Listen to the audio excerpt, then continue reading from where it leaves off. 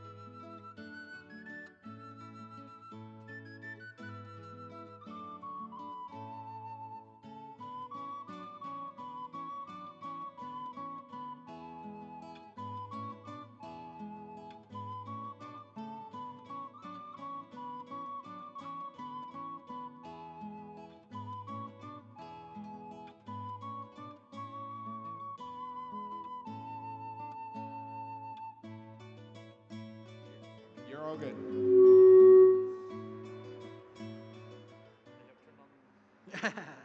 Wow. Okay. Nope, my mic isn't on. I believe my mic is on. It is. Mine is. Oh, wait, never mind. Is it on? Testing, testing. We're good? Okay. Sweet.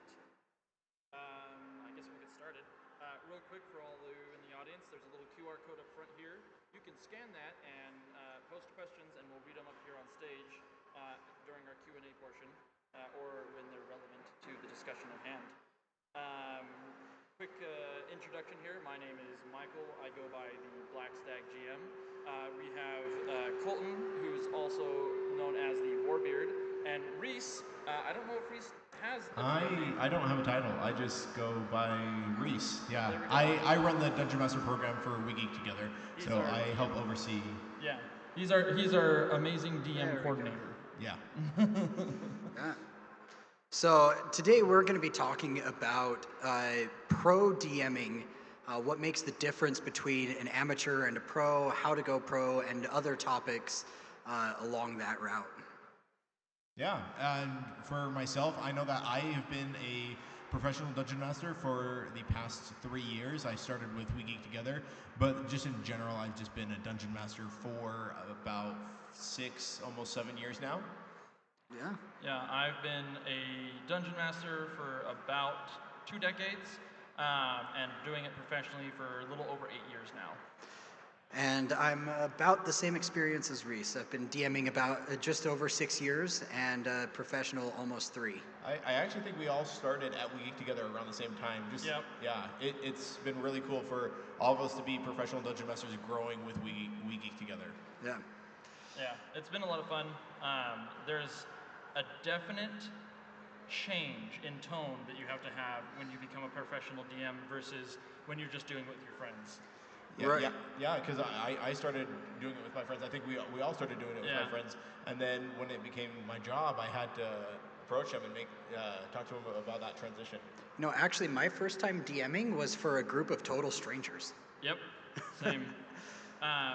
So I have some topics we can kind of discuss. The first one is one that always gets saved for the end of these kind of topics and conversations, but I feel like we should approach it first, is pro and amateur DM, how do you handle inappropriate players or uncomfortable situations? So I think in my experience, and I've been told I'm a little more harsh compared to other DMs, is the moment you start getting into that inappropriate or uncomfortable situation, I will literally just cut you immediately. There's no questions asked. But I think a really good way to make sure that those boundaries are set early on is to actually sit down in your session zeros and just say like, hey, these are some hard boundaries, cross them, and I will not hesitate to get rid of you. Right. I think communication is key. I see a lot of people recommending DMs just kick the problem player, ban the problem player. And I think, no, there needs to be a conversation first. That conversation should happen in session 0, but if you didn't have that conversation when the thing comes up.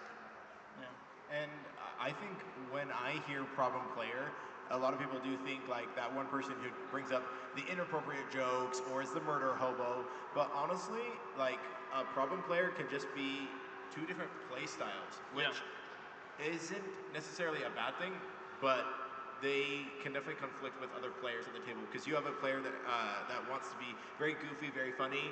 That could be a problem player for a table that wants to be very serious and kind of have that tone for a campaign. Absolutely. All right.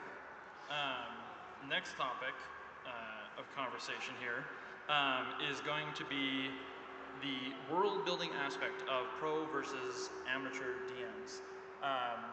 In the way that you approach it, a lot of amateur DMs will go into all this crazy, fun, fantastic ideas that come up. They're constantly just a wealth of, I'm coming up with all these great ideas. And as a pro DM, you have those same ideas.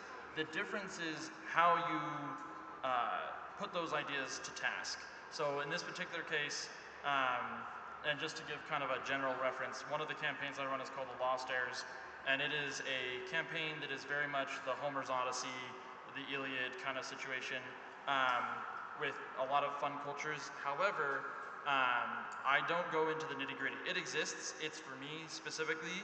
My players have no idea, and it just helps me kind of understand where the story's going, what to focus on for different players, and then ultimately, if a change needs to be made, the difference between an amateur and a pro in the way that I've seen it is, amateur DMs will be like, well, no, this is the way it works, and a pro DM goes, yeah, sure, let's make this happen, so that the player can have kind of a fun influence on it, and get a little more out of the game itself.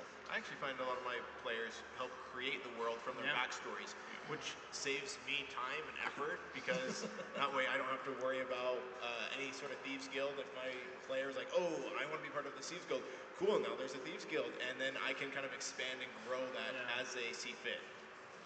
All right, so player input is a huge difference between amateur and pro. Pros accommodate the input and take that into account and use it to even lighten their load.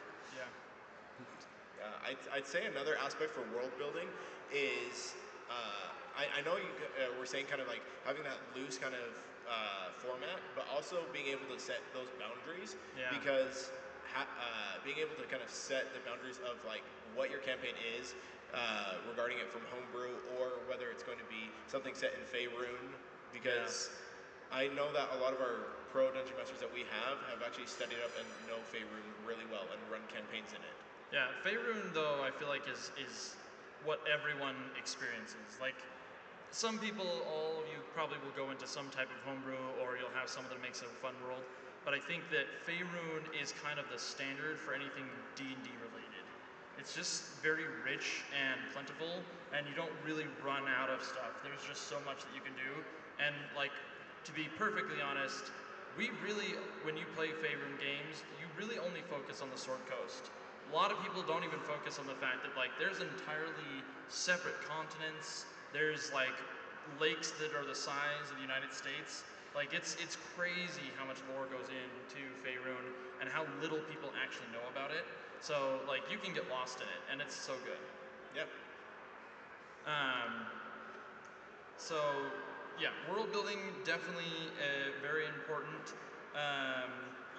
We have another question here. Just for those of you guys who are just coming in, we do have a QR code down at the bottom of the stage to scan for any questions that you may want to ask that we may not be addressing currently, because we want to help you guys that are here and also appreciate you guys that are viewing us through the live stream.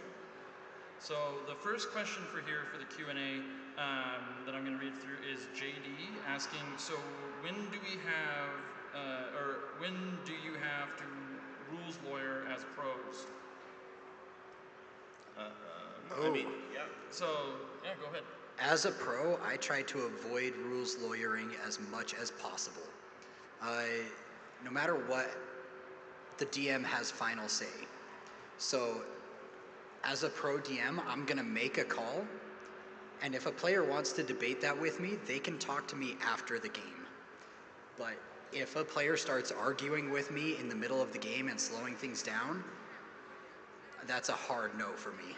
I mean, I am a professional dungeon master, but I don't have all the rules memorized. I don't have all the spells memorized. Yeah. And so I agree. Sometimes you do have to make a call in the moment, but this helps us to continue and grow. We're never going to know everything. We're never going to be the pinnacle of knowledge. And that's part of being a professional dungeon master, is continuing to grow on that knowledge that you are continuing to take in as you run game by game. Yeah, and I think that's a major issue, is that a lot of people think that if you're a professional or to be a professional dungeon master, you have to have the rulebook memorized. And I'm here to tell you, I don't know if you know, but there are so many books of D&D from 1st to 5th and 2024 edition that it is impossible. Like, I have so many rules that I get cross-wired because I ran 2nd edition, 3.5, 4th edition, 5th edition, and it's crazy because sometimes I have to be like, oh yeah, this thing, and they're like, then my player's like, that's not a thing, and I'm like, it is. And then I go back and I'm like, oh no, this was from 3.5. That makes sense. And so like there's no way for anyone to really know all the rules. Get the core ones down, and you're probably set. And then just be understanding that sometimes you're gonna make a bad call and just learn from it. And I think a lot of rules are meant to be broken. Like in the 2014, a lot of us have done a healing potion as a bonus action. Yeah. When it's technically, if you're being a rules lawyer, it's an action. Yeah. But a lot of us think the game runs better and more smoothly if it's a bonus action. Yeah, and I mean, like, one of my favorite rules is the 3/20s rule, where if you get 3 natural 20s in a row, you just succeed. I don't care what it is. You can be a level 1 character. You roll 3 natural 20s in a row, you have killed an ancient black dragon. That's just the way it works. However, as many players will tell you, I also have a 3 1s rule, which is if you roll 3 natural 1s, I get to take pieces of you. Of your character. I have a character in a campaign who has a prosthetic eye, prosthetic lungs, and a prosthetic arm. One of my favorite characters, Grikyak, in our games at the tavern, he has a shattered hand, and I think like 2 other ailments that have permanently caused him pain. So like, it's great. I love the character development that happens from that. So getting back to the questions about rules lawyering and your comment about sometimes breaking the rules, there's something that I've been taught for music theory. You have to know the rules to break the rules. Yeah. If you want to break a rule as a DM, a pro DM is not afraid to break the rules. Yeah. But they have to understand. Wasn't me. They have to understand the rule that they are breaking before they can break it. Yeah. Another question from Adam is, how do you approach onboarding to an existing campaign?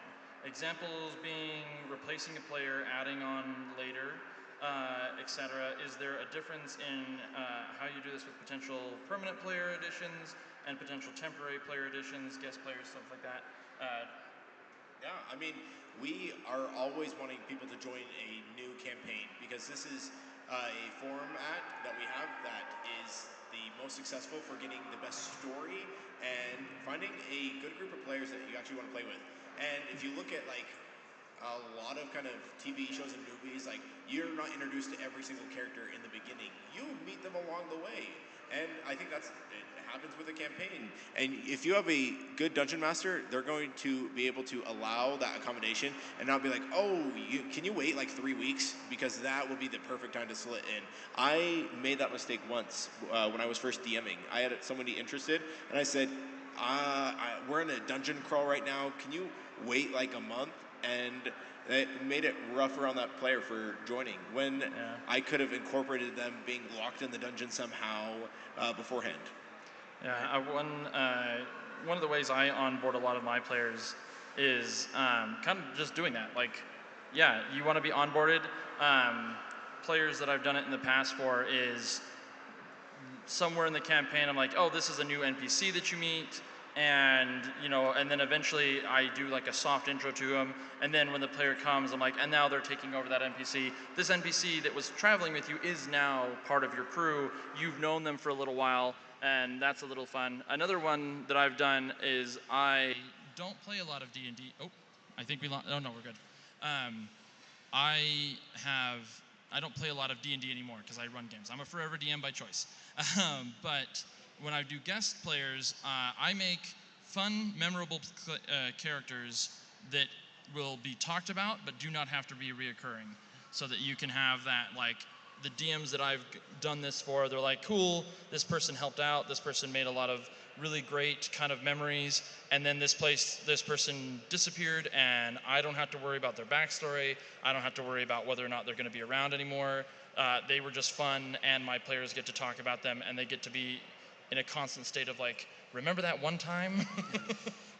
Okay, so these two have talked about the onboarding in the game, how to integrate them into the story, but onboarding them in the real world can sometimes be challenging in itself.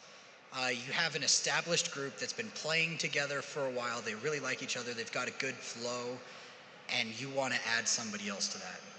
So what I'll do is I'll talk to my players and I'll say, hey, I have this person who's interested in joining. I'm going to offer to let them do a trial run, do a couple of sessions with us, and then I will see what you guys think about having them join the campaign full time. And I'll tell the person looking to join as well that that's what's going to be happening, that there's a chance that my players will accept them and welcome them in, but there's also a chance that they might just not be the right fit for the table. No, I think that's 100% fair. That's a really good point. Another question that was asked is, how do you introduce D&D to new players? I mean, the best way is through just a simple one-shot. I know a lot of people say, oh, you can't do a one-shot because then it turns into a two-shot or a three-shot. Yeah. But if you really just sit down with them for like an hour, even two, you can kind of get that kind of basic story going, and you don't even have to roll dice. You can just sit there and kind of just talk about what the characters want to do and how likely that is to be approached, because that's what's the real selling point. Not necessarily dice rolls. I know it is for a lot of people, but for me, it's the storytelling and the adventure and the mystery in it. I like that point. And honestly, one of the best things that I've done to get people into D&D is character creation. Like having people come in and being like, hey, let's make you a character today, and literally just talking about, like, I mean, you guys have heard, the way I do characters for people is I ask them, they're like, oh, I've never played it before. Cool, what's your favorite movie? And then they're like, oh, you know, I like the Terminator. Okay, you should play a Barbarian, or you should play a Fighter, or you should play an Artificer. And then I kind of explain that, and they're like, okay. And it's like, hey, do you like Iron Man? Absolutely. All right, we're going to go with an Artificer. You're going to have a suit of armor that you get to just blast lightning bolts out of your chest as Iron Man. And like, we can make you Iron Man later if that's the game you want to play. And like, halfway through, they're like, oh, well, what if I did this other thing? What if I want to be like Solid Snake from Metal Gear? And it's like, oh, cool. Let's make you an Artificer, and then let's give you like traps to use. And like that character creation where they're just randomly using pop culture or just like things that they can think of their own in like things that they've done, things they've played, and watch them integrate that and like, oh my gosh, this guy sounds so cool to play, or this woman is like the best. I cannot wait to play. You're using a lot of good words. You're not saying like the specific subclass, or you're reading a book. You're actually like saying words that people have heard before. Like, you want to be Iron Man? People know Iron Man, right? Yeah. Like, you want to shoot lightning? People know what that is. Like, you're not using the technical terms, which I think is another really helpful tool. Yeah. Right. If you wanted to teach physics to somebody, you wouldn't go into the deep, like using all of the big words that nobody understands, that you have to get a PhD in to even figure out how this works. You use simple terms that people know and say, yes, the ball is going to roll down the hill because of gravity. Right. No, and yeah, I think that's the best way that I've ever gotten D&D for new players. Another question that has been asked here is, at what point could you look at your playing/DMing and feel like you had made it? That you were DMing well or could make this a full-time gig? 20 years in the future. I mean, I'll be honest, none of us are making this a full-time gig yet. That's the goal. This is all very much, I mean, other than Reese, but he does a lot of other hat wearing. Yeah. So he's made it, but also he also doesn't run games constantly. Yeah, he gets to. I don't know anyone that runs games 24/7. Yeah. Because I think that's another difference about being a professional dungeon master in the dreamscape and actually running games from your home. A lot of people think that, oh, I'm going to be running a game like every hour and it's going to be great. And actually, you're being a professional dungeon master, you have like a few nights a week. Like, I run 4 or 5 nights a week, which is really great. But I spend a lot of that other time like working with We Geek Together, promotional things, managing the dungeon master. So it's not all just games of D&D. Yeah, I run 2 games here at We Geek Together consistently, and then I have like 3 or 4 online games that I run for people, not to mention like conventions and other kind of centers like that. There's not as much time as people think there is, and a lot of people are like, oh, you must have like 40,000 campaigns, or you must have all that. It's like, I have 2 campaigns that I put a lot of time in, and I'm struggling just to keep those ones straight, because there's like people, I feel like a DM will understand this. If you've ever DM'd a game, there's a lot. You put in a lot of time, energy, and effort. But when you're doing it as a professional, you're like, I have to have this deadline met so that my players will have the best experience possible, which means other DMs are dreaming of other fun things. They're going to put in random tropes into their game. They see something on a show, and they're like, that's going to be in this game. You know, and they can do that. As a pro DM, you're like, oh, that would be a really cool encounter. Not going to be part of this game, because I've already got some stuff going on, and I cannot deviate if we're going to continue on a timetable that allows not only, it's not only respectful of your player's time, but also respectful of your time, because, I mean, you two don't, but I have a wife and kids, and I need to separate everything I'm doing plus my day job. So it's not an easy thing to be like, you've made it and you're able to do it. It's like, no, you probably will get to a point where you're running consistently, and that's when you know you've got a good DMing situation, when you have as many players coming in as you do leaving. That's how you kind of know. I feel like this question ties in really well with another one of our points. Wasn't it like the business side of DMing? Oh, yes. I kind of want to mention the grind. As you mentioned, like it's constant work. I once did the calculations on a campaign that I was running with 5 players. I figured out, based off of the prices that I was charging, I was making less than minimum wage because of the amount of time that I put into the prep work for this campaign, plus the time running it. And that's something that people have to be prepared for. It takes a lot of work to get that level. But you're still definitely going to have those memorable moments where there's moments in my professional games I've ran where I'm like, this is going to be the highlight. This is what my players are going to love. This is the climax that I'm leading up to, when it turns out to be the random encounter with the NPC that is this mage that they have fallen in love with and have adopted. Right. Which I would have never guessed in a million years, because I'm like, why is that the most memorable moment? But because it's their most memorable moment, it becomes mine, and I cherish that. I will say, my players oftentimes say the most memorable moments for my campaign is apparently the trauma. I give players so much trauma that they will tell me about it 6 weeks from now. And so there you go. If you guys are ever interested in playing a game with me, just know you'll leave happy, but also sad. I will make you cry. Nice. But another question that has come in is, let me find it again, my apologies. How much planning should it take to run a long campaign? So we at We Geek Together, we have our campaigns. If you're playing week by week, we tell people that it's going to run about 30 sessions, which is around 6 months. For me, I felt like that is a reasonable asking point for people to say, hey, can you dedicate 6 months of your life to being part of this campaign weekly?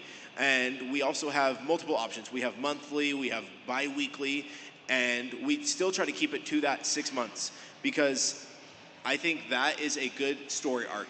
Yeah. Now we can go over that for sure, because the group plays together and they bond, but I think within 6 months, you can get a good story arc going from beginning to end, and then continuing after that if you wish. And I mean, like, games that I ran that are not part of the store, that are, one of them is like 4 years now. I will say that was one of the first ones that I ran, and I think I planned for 4 months. And right now, I think the last time I checked, World Anvil told me I have like 1.6 million words in it, so I may have gone overboard. But I honestly, learning from that experience, I'd say the amount of session planning you probably have to do, or even like campaign planning, is you should definitely have your story written out, not detailed. Write a story, say, the story starts with them arriving on a boat, and they're in this town, and the name of the town, and this is what's like the first thing that's happening inside the town. And then and then they'll do like 5 or 6 sessions in that town, get their feet wet, kind of stuff like that. And then by session 10, they're gonna fight this douchebag of a thief, and they're gonna find out this hidden thing that's been happening. And then from sessions 10 to sessions 20, it's all gonna be discovery of that kind of stuff. And then they're gonna find out they have to go to another castle because the princess wasn't in this one.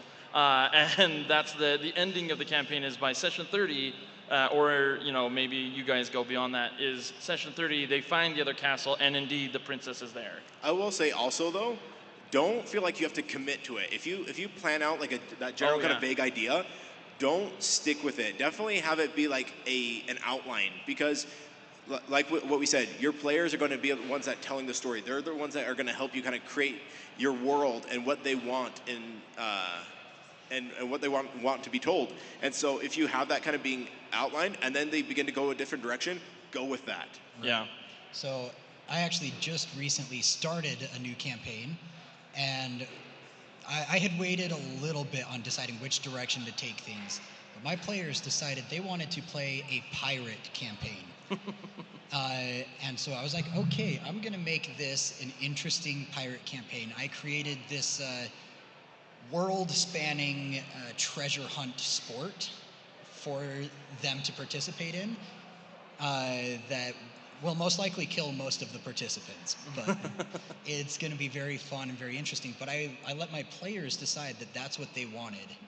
Now, you have to tell them what your original plan was, because it wasn't a treasure hunt at the beginning. This was the every country had a sport or something like that. Yes, I developed a sport for every single nation in my country. This treasure hunt was the one I developed for the pirate nation. And then he scrapped it to become the treasure hunt. Yeah, they decided to play in the pirate nation because they wanted to participate in the sport. So I'm like, okay, let's do this. Yeah, and I mean, it'll like you'll never be able to have everything fully prepped and planned. Like it is definitely just going to be in any kind of time you set aside. I don't think you should set aside more than 2 hours, because if you go over that, you're just going to get overwhelmed and stressed. Yeah. And if you do less than that, you're going to be. It feels like cramming for a test. I found that 2 hours is a good benchmark. Don't DM burnout. A lot of people will talk about DM burnout, and they don't talk about why there's DM burnout. And to your point, a lot of people think they have to spend days, weeks planning sessions and things like that. Most of us on any given day, I think we probably spend maybe 30 minutes just to be like, oh yeah, this is what I have in mind. And then we just have a bunch of resources and honestly just experience overall where we're like, yeah, if something happens, I know kind of where I want to go. And again, to that where I said you have to have an outline, as long as you're like, this is my outline, and as long as they don't go completely off the rails, like I can make it all work. I can make it all fit. It's not a big deal. I know we're stretching this question a little bit, but I think part of prepping and planning is being comfortable with improv. Yes. Because, Absolutely. like obviously, like I had a session planned where, like I'd taken the time and planned it out, and my players literally said no, and I kind of panicked for like 2 seconds because I'm like, I don't have anything else planned and prepped, and so we kind of ran and just went with the situation, and it turned out to be a great session. You know, like there's sometimes where I want them to go on my railroad track, but that's not how D&D works, or any RPG for that instance. There are definitely some times where your players will go away from what you plan, and some people don't have the improv skills. That can be developed over time, but if you don't have it, have something in your back pocket, just a little encounter, a side quest that you can do while you stall for time to plan what your players want. I mean, if you want to take in, like, improv is my game. I don't think anyone would say I'm not very good at, or I'm great at improv. To the point where even my players will sometimes be like, how far off did we go off the rails? Like, how much of that was actually improv? And sometimes I'm like 90%. Like 10% of it was me telling you like, hey, you met, Boblin the Goblin, and now Boblin the Goblin is the new king of the empire that you just happened to overthrow in a night. So, it can go off the rails, and as long as and I think pro DMs in general, like that's a major thing, is being very comfortable with improv is very helpful. Another question is, what questions do you normally like to ask players when they are interested in the game to help find the right table/campaign for them, or even the right place in one of your current games? That's a really good question. I don't know. Because, I mean, I feel like I can be stuck in routine asking the same questions, but honestly, that is actually something I got to think about. Give me a second. Yeah. I have one question that I really like asking, and it is, what are you looking for? Because everybody wants a different balance of combat, puzzles, exploration, role play. I have some players, even on one of the tables at my campaign, I have some players that are very role play heavy and some that are more combat, but they have a bit of overlap, and so they really like playing with each other. Yeah. So finding that balance of where you want to fit. I, as a pro, I can tailor my own style to fit any balance. So, questions that I ask a lot of my players when they're looking for like the right table or campaign, to be perfectly honest, I'm more worried about the table and less worried about the campaign. The campaign, like Colton said, it'll fit you regardless. Like, I will mold the campaign to be whatever the players decide to eventually do. The table, though, is kind of the important key here, because if you have players that do not get along, the campaign will go nowhere. But at the same time, one of the things that I have had to do that was both difficult, but once you figure it out, it becomes easy, is judging the player's character. And not like their PC that they'll be playing, their actual character.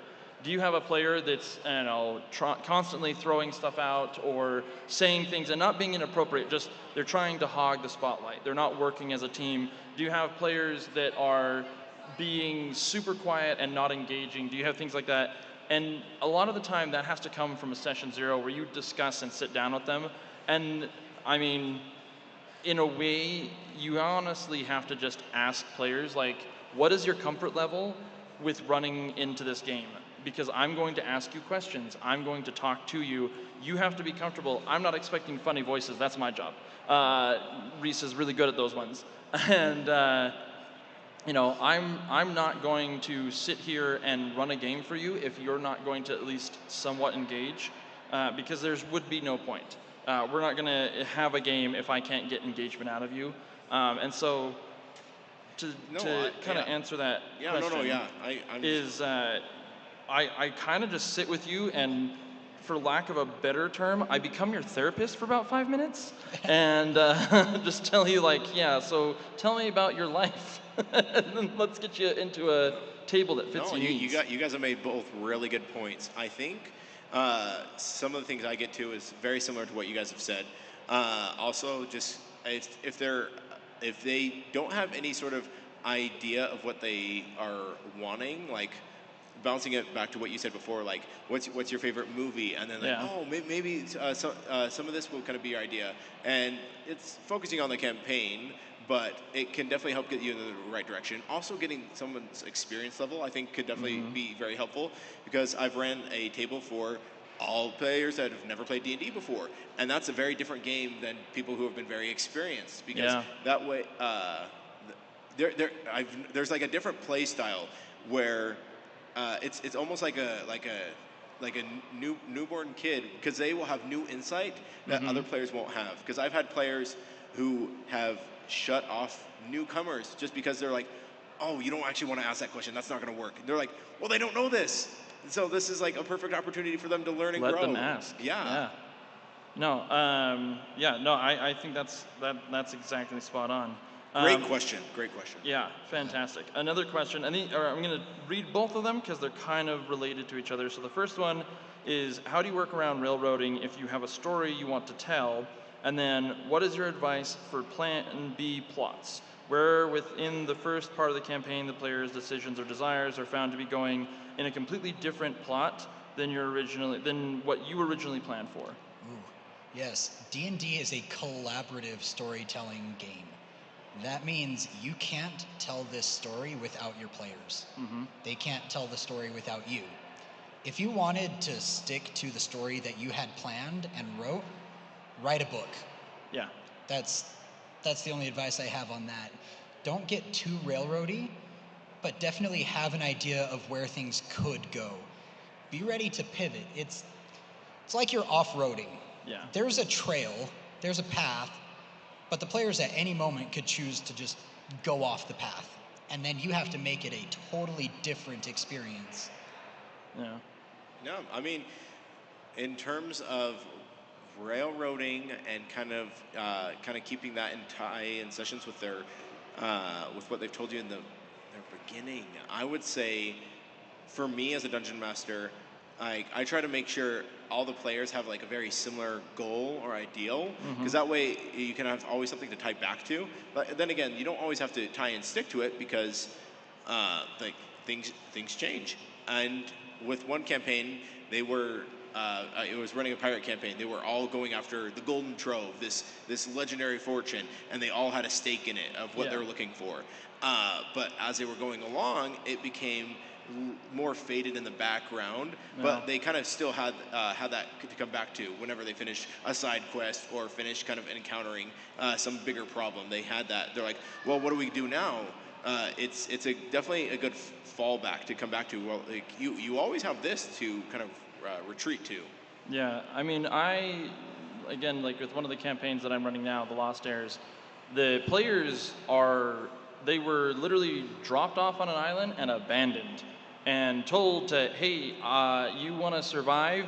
Your parents hired me to like keep an eye on you, but I don't want to do that. So instead, I'm leaving you on this island. I hope you survive. If you do manage to, I'm in a tavern at another continent, some, months to years away. If you make it there, I could probably take you back home, but good luck. And so the players this whole time have been like, we have to survive. Like, that's the only way. And like the story, it has even become where it's now, like, they've gotten past that part, but it's gotten to the point where it's like, the story was, man, I really hate that guy who just left us here to die. Especially since in the first session, I think we almost had a TPK because they had a fight with seaweed and they lost. And if it hadn't been for one of them being able to breathe underwater, I think they would have all died. So, but yeah, to kind of go with it, the railroad, there's not really such thing, in my opinion, as a railroad. Because if you have a story, like Colton said, write a book if you want it to be linear. But honestly, if you have a story in mind, tell the story. If they go off the rails and change things, just take sections of the story and place them in different places for them to interact with. I have to tell people all the time, especially DMs that we meet at like conventions and things like that. They're like, well, how do you deal with all these different things? You are the DM. You are literally greater than all the gods. You can just make stuff up. You can change everything as needed, and there's nothing stopping you from making new plot points. There's nothing from stopping you, taking, cookie cuttering up other things you've already had and placing them other places for your players to interact with. Yeah, I mean, people are going to fall in love with their worlds that they create or the parts of their campaign, and if players aren't finding those spots, then find a way to incorporate them where they're going to find them, because that way you're going to get the most enjoyment out of it as well. Because I think that's a very important point of being a professional dungeon master, and is that making sure that you enjoy the game just as much as your players. Yeah. Because they'll be able to tell, like, if you're very monotone or haven't put a lot of time and planning into it, because you need to care about this campaign like it's your baby. Yeah. So to kind of go on some other stuff here, something that I think that's good to touch on that might help other DMs and players too is like resources. Yeah. One big resource that's kind of controversial is AI. And a lot of people I know are kind of finicky about it. I, for one, I work in a lot of tech fields, so I'm all about AI. I use AI in my daily life, but I use the AI for D&D and other campaigns, along with like a bunch of other resources. But like one thing that you can use AI for, which is kind of something that I know a lot of people don't use, is you can use it as a sounding board. A lot of the times, like, I'm like, oh man, I need to know how this culture is going to interact with certain things. So I'm going to go ahead and ask AI and be like, hey, if I had this Bronze Age society that worshipped a golden egg, and I needed them to like have random games that are related to it, but also they're seafarers, how would a culture develop along a specific line of thought? And you can type that in, and AI can give you like a bunch of random, most of it is going to be stupid or heinous or somewhat probably Geneva Convention breaking ideas.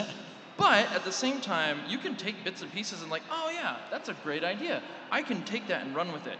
It doesn't have to be a kind of antagonistic relationship with it, and it's something that I encourage people to kind of play around with a little bit more. Yeah, I mean, I know it is definitely a hot topic, but it's as long as it's used as a tool and not used for any kind of like profit or gain. Yeah. I think that's one of the kind of resources to kind of make sure you're abiding by, because I use it to help kind of create what my NPCs look like, and I use it for trying to figure out weird and interesting names for things, because I could blindly type on a keyboard and maybe get a name out of that. Right. But Right. I use ChatGPT a lot as like note taking. I'll use voice to text while I'm driving or whatever, and a thought comes to my head, and I'm like, okay, I can't sit down and write this down right now, but I can talk to you about this. Add this to my notes about this campaign, this idea, and help me kind of play out how this idea might look. Yeah, and so I think that a lot of people could benefit from using it more. Also, to your point, like figuring out your NPCs. If you're ever at my table and you ask me, like, oh, what does this NPC look like? And I go, and you just see me kind of pause for a second, and then all of a sudden I'm like, okay, so here's the rundown, the bio, their background, and you're like, oh, wow, you had that prepared? I'm like, no, I did not have that prepared. I randomly asked ChatGPT to create a thing, and it gave me some nonsense, and I picked the 3 things that made sense. But yeah, like that's a really good resource. Another really good resource is a lot of like online tokens can be helpful. A lot of like Well, what do you mean for by online games, Oh, like I see. Owlbear Rodeo and stuff like that, Roll20. But also using things like I'm trying to think of one off the top of my head, like I think it's called like Azers, something like that. I don't know. I'd have to look at my computer, but like things like making political maps, making major dungeons. One of my favorite, I don't know if you guys use it, is donjon.bish is a fantastic tool because it has so many crazy fun creator tools that you can just utilize and really like it can help dungeon prep, it can help get a bunch of other stuff out. I use a map maker, Incarnate, Yeah, which Incarnate, is really Dungeon nice. Alchemist. You mentioned Donjon. I'm currently running my players through a mega dungeon that I just Yeah. went to Donjon, generate a dungeon, and I saved that page, generate another one, and I saved that page, I generated another one, and I saved that page, and each page was just a different floor of the dungeon. Yeah. Another question has come in.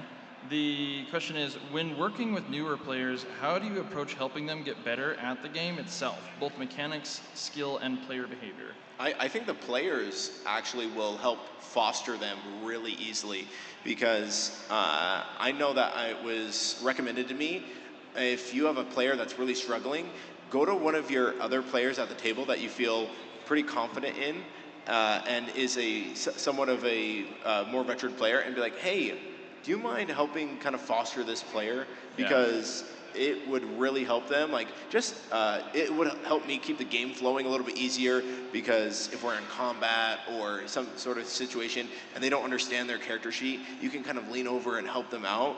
And that helps build friendships, that helps the player become more confident and not feel like they're like, oh, I'm slowing down the game because the Dungeon Master has to abide by me every time. Right, and if you don't have a player that's willing to step up into that role, help them outside of the game. Help them create their character in the first place and explain how things work. Explain that anytime you say make a check, they're going to roll their d20 and add this number. Or if you say make a saving throw, you're going to once again roll the d20 and add this number. Teach them how the character sheet works, and then they can start to figure it out on their own. One big thing I've found that has helped me with that is actually D&D Beyond.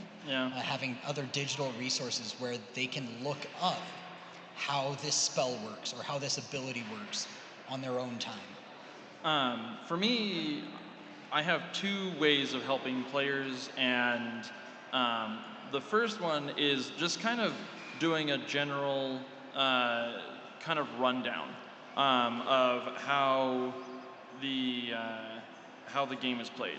So explaining like this is where your saves are, this is where your skill checks are, these are your attributes, this is like other information that's related to like how you run things. Another one, and this is less of a mechanical behavior, but getting players into their own character.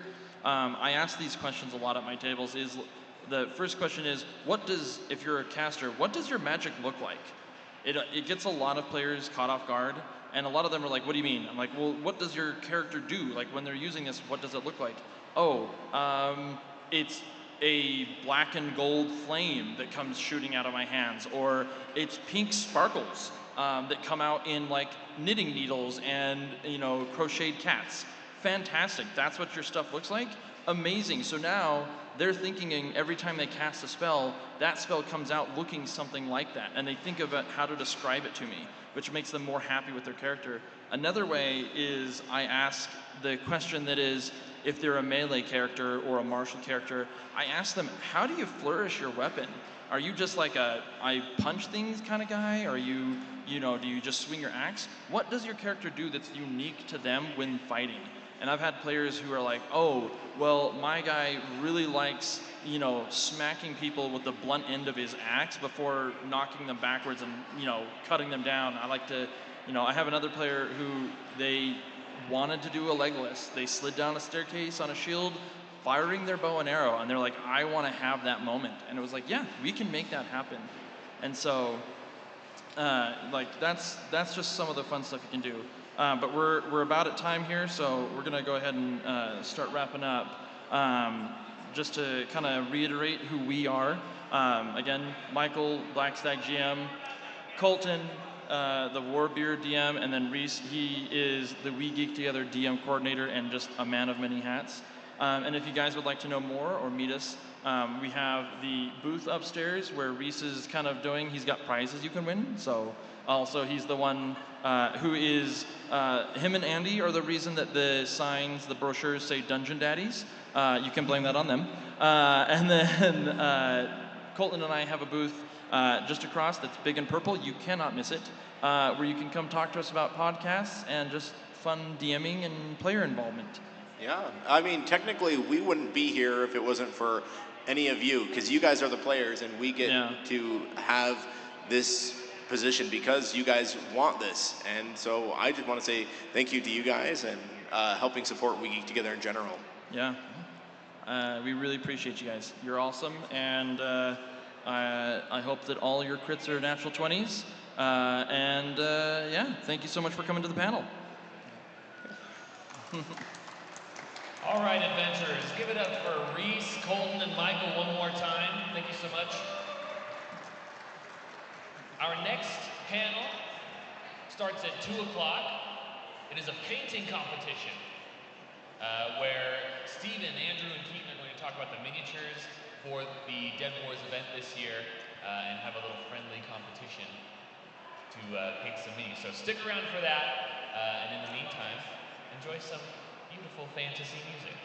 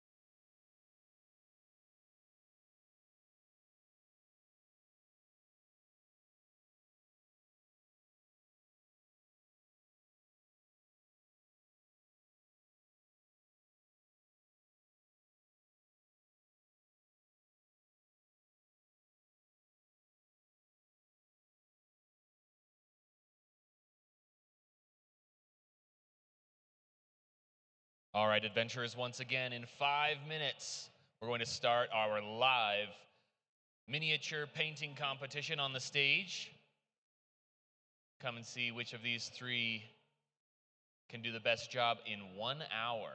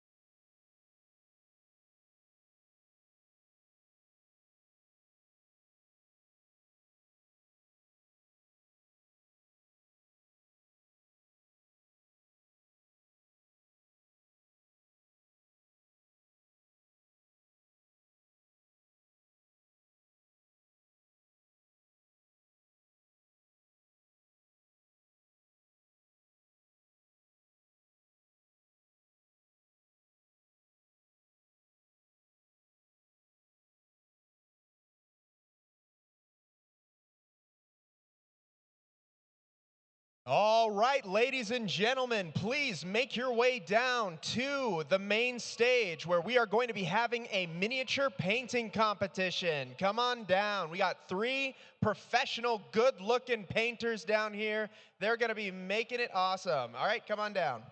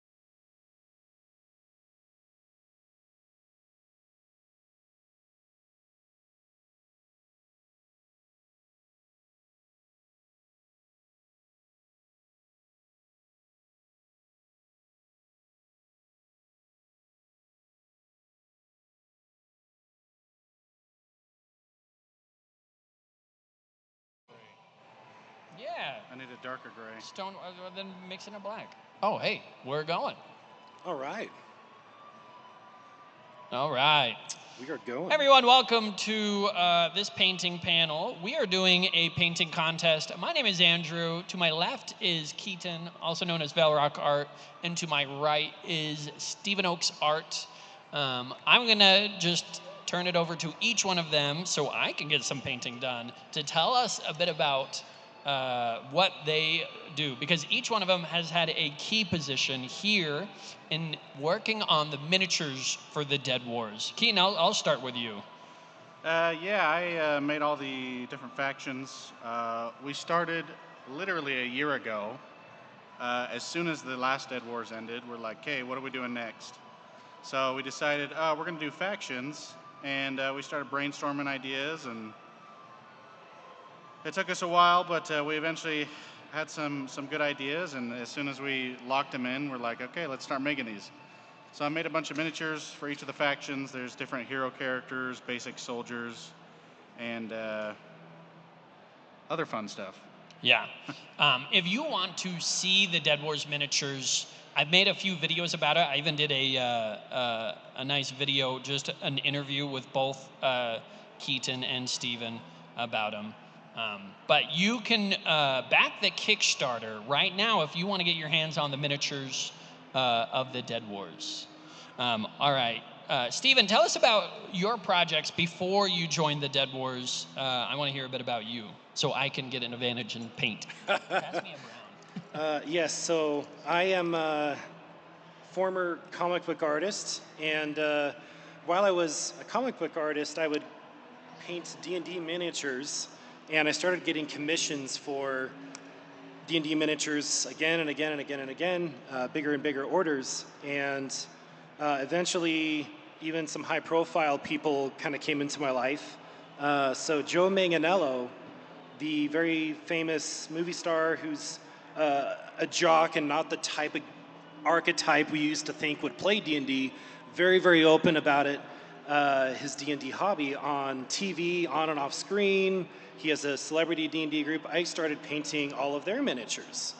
And it has kind of grown from there, and I have painted for NFL players, Magic the Gathering artists, Tom Morello from Rage Against the Machine, Vince Vaughn from the 90s movies, Paul White, the wrestler, one of the writers of Game of Thrones, D.B. Weiss, and then a lot of his guests that have come over, like Luke Gygax, the son of Gary Gygax, has come over and played with that same collection. James Gunn, pretty big list of impressive people that we all love their pride of D&D.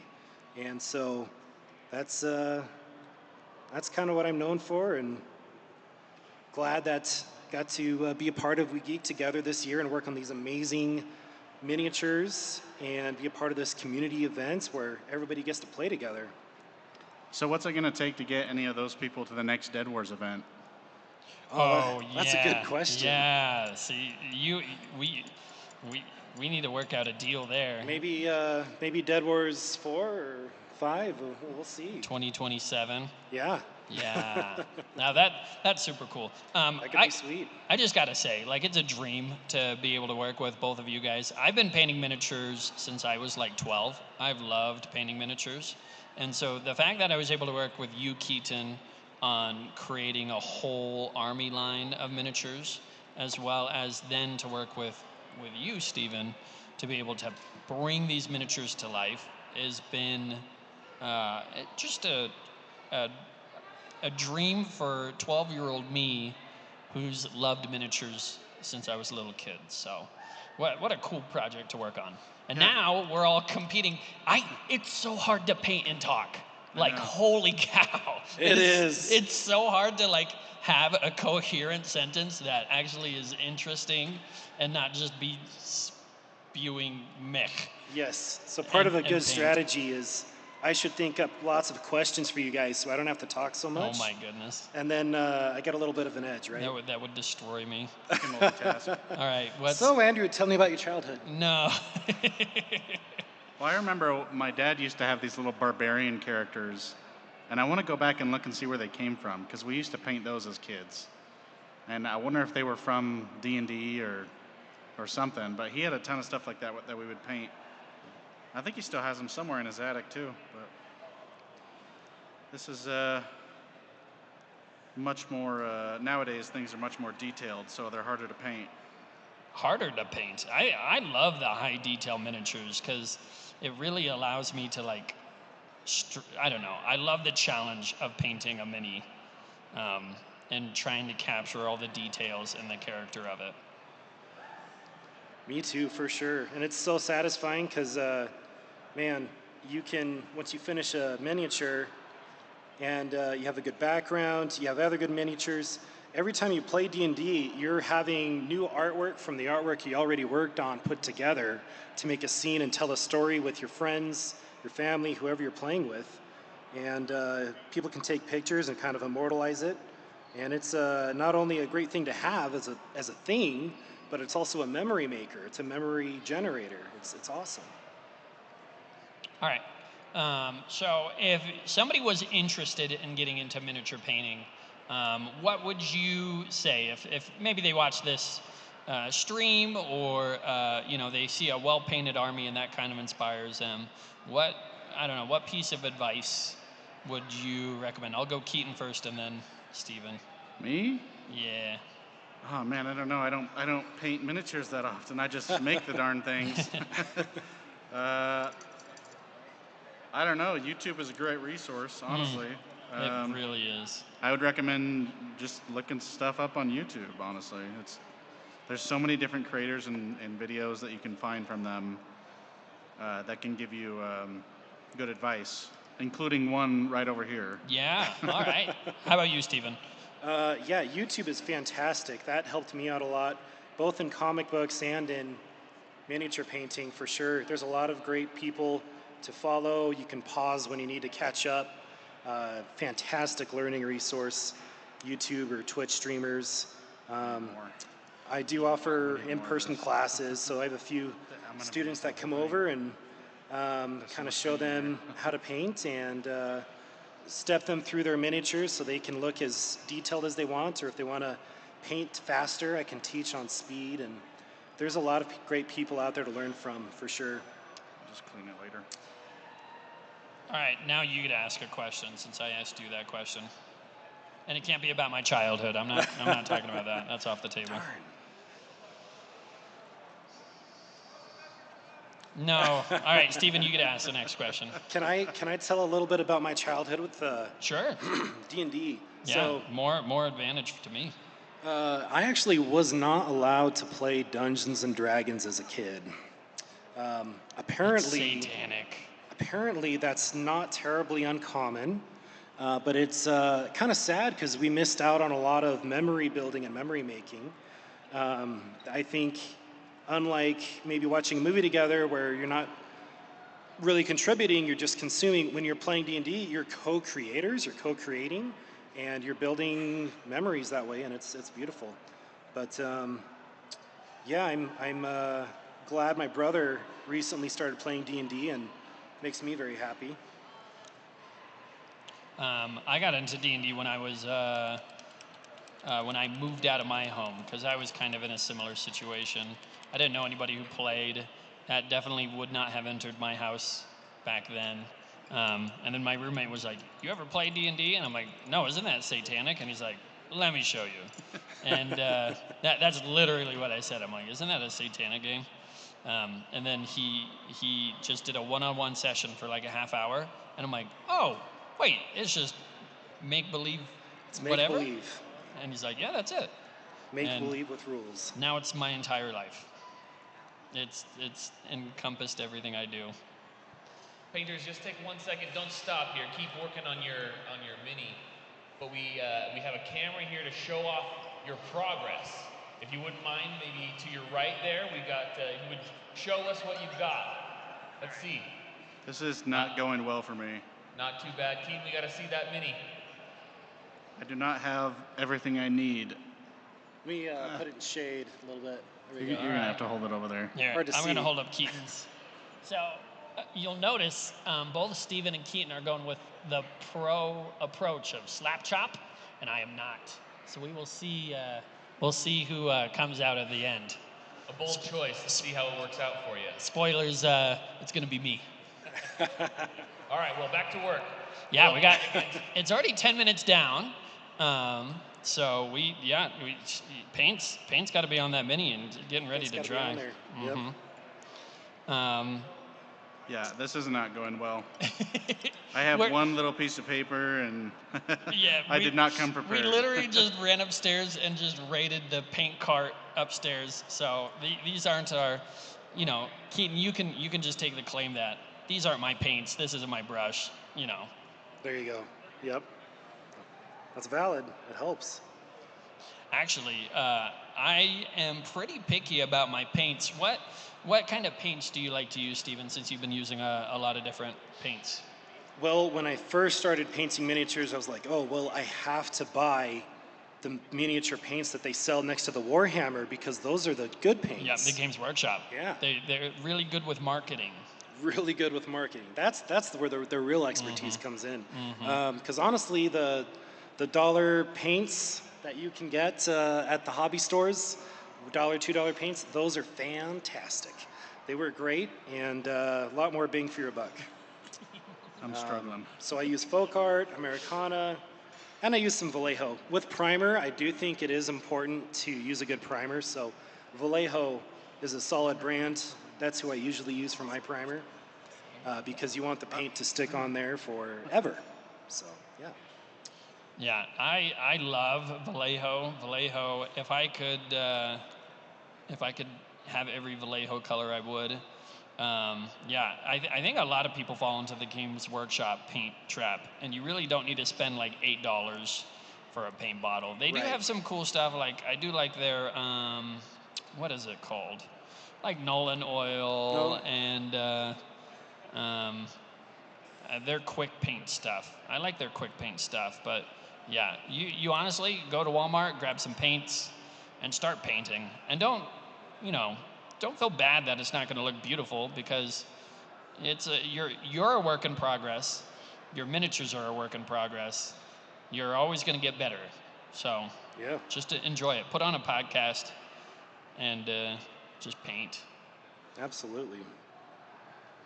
All right, it's coming along, Keaton. I was telling Keaton to not feel bad. We're gonna get through this. It's only 33 more minutes. I'm just not in a great position in terms of comfort.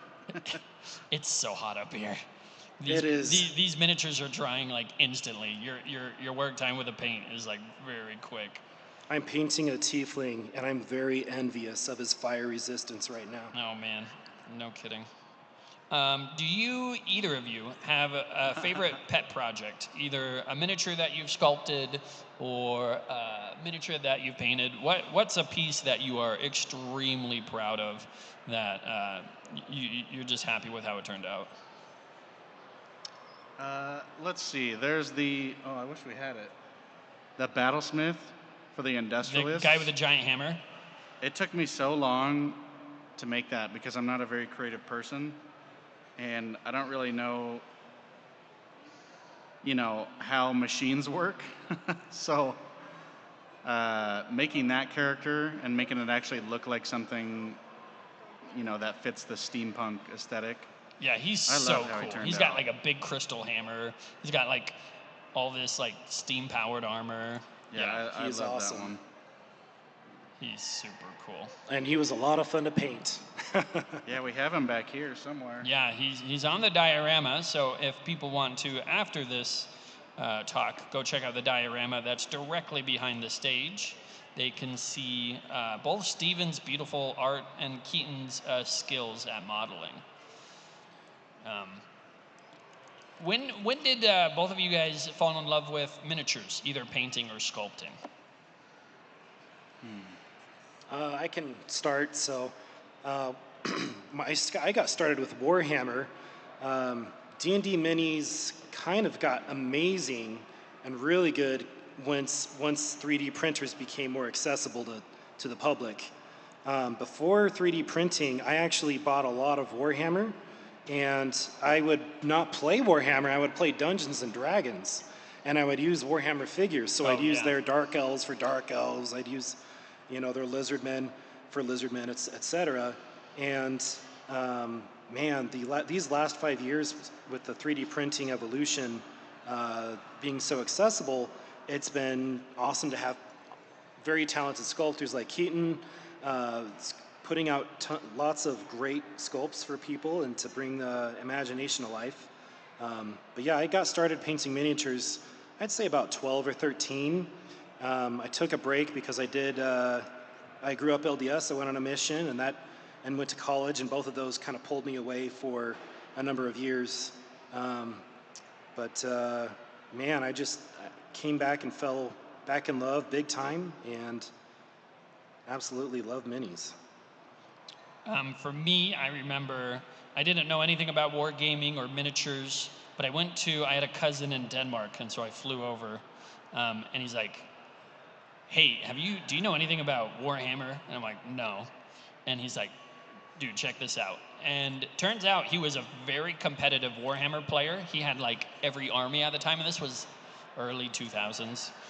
So he took me down to his game room, and it just blew me away. I remember like the neuron paths forming in my brain where I was like, oh my goodness, look at all those tiny armies. They look so good, because he painted everyone. He had a whole wargaming table. This was like before wargaming was like even more accessible. So it was just so cool to see. And that really solidified me as a nerd, as a miniature lover, as a painter, eventually as a D&D dungeon master. So yeah, that was my awakening moment. I remember that. All right, we are now at 30 minutes. For anybody just joining us, we are doing a miniature painting competition. It's a 45-minute competition. We're going to give a little update on to how people are doing. So let's go ahead and start with Andy. I'm looking really good. Like, I'm super happy. I got my colors. I got 3 colors going. I've been doing a good job keeping inside the lines, so I don't have to do too many fix-ups. So I just got to do some pants and some pouches, and then it's all about the shading, and that's what's going to bring it all together. All right, let's go with Steven. So my guy here, if I can get a decent shot, but got some skin on this tiefling, got a brown duster coat, and kind of a great pirate swashbuckling aesthetic going. Excited where he's going. I'm just about to tap into some shading, so that's where I'm at. All right, and finally Keaton. I have the boots painted. That's about it. We're going to let him keep going. We got 30 minutes left in the competition, and we'll check back in just a little bit. You got it. Yeah. Look at that guy. Looking good. Looking good. All right, you can go next. All right, let's see. Yeah, there we go. You can kind of see him there. Quick, keep on painting while he's busy. Keep on painting. That is looking much better. Love it. My brown looks like vomit, unfortunately. I like this brown. I love vomit brown. I'm mixing it with a bunch of other colors, though. I think that's my problem. Either of you a war gamer? Any of you guys play any war games? When I play Warhammer, I have to have someone else who actually knows how to play there to tell me what I'm doing. Okay, that's fair. Keaton and I just played a game with these armies. In fact, I played The Unbound, surprise, surprise, and he played Nature's Pathway. And it was a draw, but I think it's because we were learning the rules. Hey, can you hit me with a mister? Yeah, absolutely. Oh, thank you. Some fire resistance. Yeah. Sorry, microphones. Sorry, Spencer. We just misted your microphones. Yeah, I was going to say, when you mentioned the fire resistance from the tiefling, it's ironic that I'm painting a character who half of her face is burned, so. Wow. Whilst you are burning, yes. There's some really unique characters that you created for the Dead Wars. I really love the hero figurines. Besides the big hammer guy, was there any other cool heroes that either of you Saw? Cool.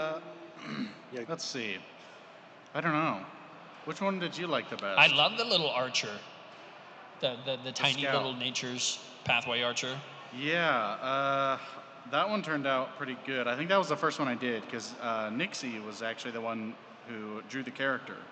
Yeah. So I was lucky enough to have her design some of the characters early on, and that was one of the first ones she did. So that was one of the first miniatures I made, and it turned out really unique and really awesome. Yeah, no, I love that. So, And I just kind of followed the formula with the rest of the Nature's Pathway based on what she drew. it's like a super sassy, super tiny, like a gnome or sprite, whatever. And lots of energy. Yeah, like the magical bow is as big as the little the little that's figure, true. which is awesome. I love that stuff. Yeah, my favorites are probably the guys with swords and shields. I'm just a huge sucker for Sword and knights. board. Sword and board. Knights. Yeah, love those guys. Great poses. Mhm. All the minis have great poses, but especially Hey. those guys. That's what I'm painting. Yes, and it's beautiful. So let me tell you guys a bit about, because we've been printing these miniatures ever since they finished. So Reese and I have been swapping shifts. And so I come in at 6 a.m. and I start the next batch. And then he comes in at 12 and then he does the next batch. Jeez. And then we do another batch at 5 p.m. and then we do another batch at midnight. And so our resin printer has been printing nonstop for the past week, 2 weeks, as we've been preparing for this event and trying to get miniatures for Dungeon Masters. So we do appreciate all the Dungeon Masters that bought physical minis or are going to the merch booth to buy minis. That's been awesome. Yeah, and this isn't the end of Kingdom Grand or the Dead Wars, so these miniatures will always be relevant. Yeah. For this fantasy world that they're creating. Well, it's also Awesome. really. Oh, you were going to say something. Oh, awesome. It's also really cool that these are compliant with one-page rules. So if any of you have ever been interested in wargaming or doing like tactical D&D, one-page rules is a free rule set that you can download online, and it's called one-page rules because the rules are condensed to a single page, and it's very simple to pick up. Yeah, we learned how to play it in less than an hour. Yeah, in less than an hour. So it's very manageable to learn to play. Great for beginners, and it's miniature agnostic, which means you can use our miniatures or any miniatures you want to play that game, which is really cool. I'm trying wet blending, and it's going so bad because it's drying so fast. Since we're like baking up here, I can't wet blend to save my life. Oh no, I might have ruined all my good karma. We'll see. See if I can save it. I know the heat's. It's a monster. It is a monster. I need a bronze. Do you have silver, perchance? Oh, Like a that's metallic nice. one? That's Ooh, nice is that of you. metallic? Thank you. Helping You an bet. enemy, helping a rival. That's very kind of you. On YouTube, the chat has suggested that they want to hear a story about your favorite Nat 1 experiences. Favorite what? Natural 1 stories. Nat ones. I got one ready. So, one of my campaigns I'm running is a Dark Elf campaign, and if you know Dark Elves, you know that they are a matriarchal extremist civilization, and so they have what's called a matron mother, which is basically their queen, and she's their mom, and she's the most powerful person in their house. And she, in my campaigns, is very evil, a little crazy, and she is constantly upset with her children. And so the party comes back because they went on a adventure while the house was at risk.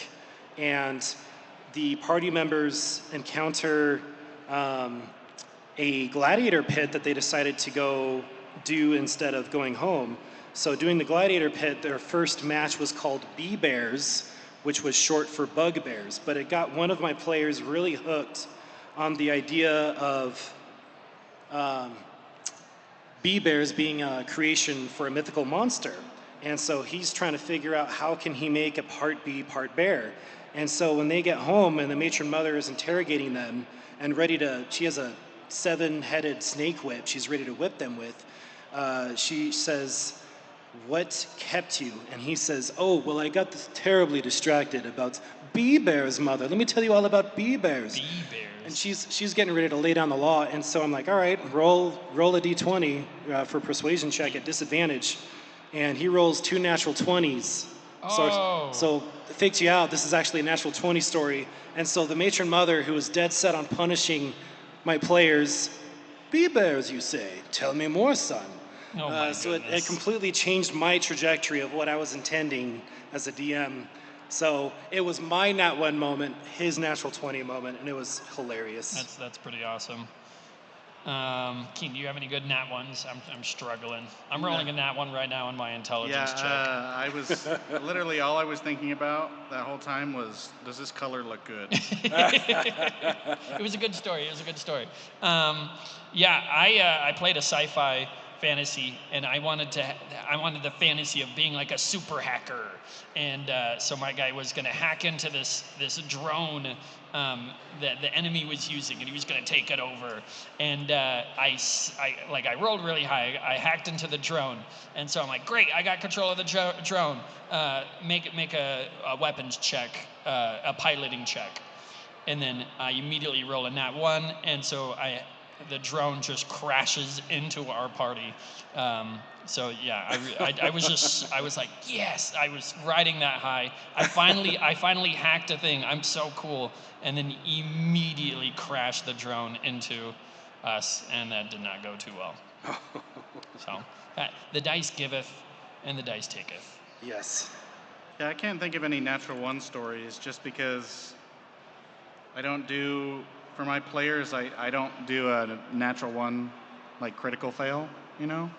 So there's not really any funny stories about that. I can tell you a natural 20 story for my players, which I guess would be a natural 1 for me as the DM, right? Yeah.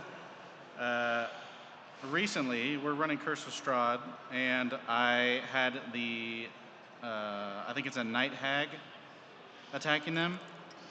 And she was on her last little bit of health, so it was time to pull out the Finger of Death, as you do. So we rolled between 2 targets. I just had them roll d20. Whoever rolled the lowest was going to be the target. And this player's character had maybe 3 health left, so no matter what he rolled, he was going to die. He rolled a natural 20 on the con save. Nice. At that point, I was like, okay, I can't kill him. Yeah. So what I did is I said, I'll give you a chance to get out of this, because even at half damage, Finger of Death is still going to kill you at 3 health. But you rolled the nat 20. So I said, do you want low or high? He picks high. So I say, if I roll a 75 or higher on a D100, you survive. He rolled like a 76 or 77, I think. Nice. Wow. So he survived, and then I just said, all right, I'm going to turn it around on the hag. So they got some divine intervention from Selune, and the hag pointed the finger right at her face, and she Finger of Death herself. Oh my goodness, that's epic. That player probably was like sweating that entire time. Yeah. It was definitely the hardest foe they've faced. Until they fight Strahd. Was this homebrew or was this a module? This is Curse of Strahd. Curse of Strahd. I want to say, I think it's a night hag. I don't remember which hag has Finger of Death. I think you're right. It's Baba Lysaga is the stat block, and she's a night hag, I think. Yeah. That sounds right. All right. With over 16 minutes left, I gotta ask you guys, how are you feeling about these miniatures, huh? I'm feeling pretty terrible now. I was talking a lot of big game at the beginning. Yeah, I'm kind of just like, It's good for an hour. It's good enough for an hour. That's where I'm at. This speed paint. Right. I'm trying to get some shading in, but the shading's really tough. The shading is tough, and the lighting's really good for warming me up, but I don't know how good it is for showing me the shadows of the. Yeah, no kidding. Mine's going okay. Just Yeah, okay. Going all right. It's really hard Looks without good. all my stuff. All right, painters, we are now at 15 minutes and 30 seconds remaining. Let's go ahead. Let's go ahead and check out your painting. Let me pop this up. All right, we'll do Steven first, Okay. and then I can keep on painting. We'll go Yeah, right to sorry, I left. gotta finish this bronze All so it right. doesn't dry. All right, So- Steven, where are you at? I am starting to get some shading on that duster coat and on his clothes, and I'm just now beginning to paint. He has this really cool Ninja Turtle scarf, and so I'm painting him up to be like a blue scarfed swashbuckler. All right. All right, Andy. Here's my soldier. I'm trying to get a nice thing on that shield. I want it like super shiny. And then on the back here on his red, I did some shading so that you can see the folds in the cloth better. And Keaton. How are those boots looking? The boots could use some work. I don't know if you can see that, but just started on the bronze, just about done with the bronze armor. We'll see where it goes from here. Awesome, thank you. All right, we got 15 minutes left. 15 minutes. All right. What is one of the hardest either miniatures to make or paint? Anything with fur. You don't like fur? I'm trying to make a Wookiee right now for a friend, and I've been trying to make it for about 8 months. A Wookiee. Wow. Because I'm not getting paid for it, so it's something I do in my free time, you know? Sure. Yes. I'm just like, I don't want to do this. Yeah, and if you get stuck, it can really drag it out if it's an experiment. Fur, man. I love to paint fur. Painting fur is nice and easy. 'cause Painting you fur just is- gotta Painting dry fur is brush easy. it. Yeah. Yep. Fur makes me feel like a great The painter. sculptor does a lot of work for you on Yeah, fur. I should say fur when it's like textured. Yeah. Yeah, when it's textured. Yeah. That's If it's like Sometimes you're a just painting cat fur on and it's skin. Yeah, that's true. I really slow down when I have to paint something with just a ton of different micro trim. So like a lot of Warhammer models will have lots of beautiful trimming and details on them. Oh man. Yeah. and just way too trim. many accessories. Those I struggle with. Yeah. They just take forever. All right. I'm just throwing whatever at the wall now. Here, I have Yep. a question for you from the YouTube chat again. Favorite D&D characters you've played with? Favorite D&D character? I had a bard called Skidamarink, and it was a gnome. And if any of you know the childhood song that goes Skidamarink a dink a dink, Skidamarink a doo, he was the one who wrote that song. That was his lore. So he would sing that to charm everyone, Awesome. and they would love him, and so they would sing that song. So that was my favorite character. My favorite character I ever played was this one's a little different, but a giant spider that was from a dimension where spiders were smart, and his name was Red Thread, and Red he Thread, wow. was from a spider colony, because we legit have these in the Amazon. There are spiders that live in colonies and share a web, and they have different duties similar to ants. And so my character was from a colony, and he was a nurturer. And so but he was also a giant spider. And so obviously townsfolk were scared of him. And so he'd also try to comfort people and be a nurturer, because that was his role back home. And so he'd be a creepy spider that would Trying make to help people? Oh no. Oh yeah, That try to sounds make like a hammocks for terrible- people out of web. Or when someone was sad, he'd go there, and he'd take his spider legs and he'd give them a little pat on the back, or rub their back with a spider leg. And he genuinely wanted to help people, and that's why I like him so much. But it contrasted because he was scary, and so it didn't really work very good. Like a D&D Lucas the Spider. I love that. Yeah, I like that. All right, what about you, Keaton? Favorite D&D character? I've had a few good ones. It's hard to say what my favorite is, but we'll say my Zealot Barbarian. We're playing in Odyssey of the Dragon Lords, which if you haven't played that campaign, you gotta play it. It's amazing. It's like Odyssey of a the Greek Dragon Lords. inspired campaign. And you get to choose your background, and your background has there's 8 options, and it has a lot of weight in the story depending on what you choose. So I chose the Doomed one, and the Doomed one is cursed with bad luck their whole life.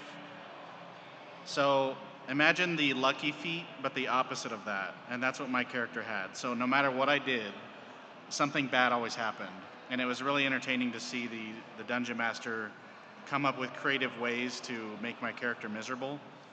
And obviously we played it off for laughs, but it was it's a ton of fun. We're still playing it right now. And actually the last session we did, we're about 2 years in, my character finally got rid of the curse, so he's not cursed anymore. But it's just been a ton of fun to see him get creative with that. And that's why I chose Zealot Barbarian, because people can revive me for free. Oh, awesome.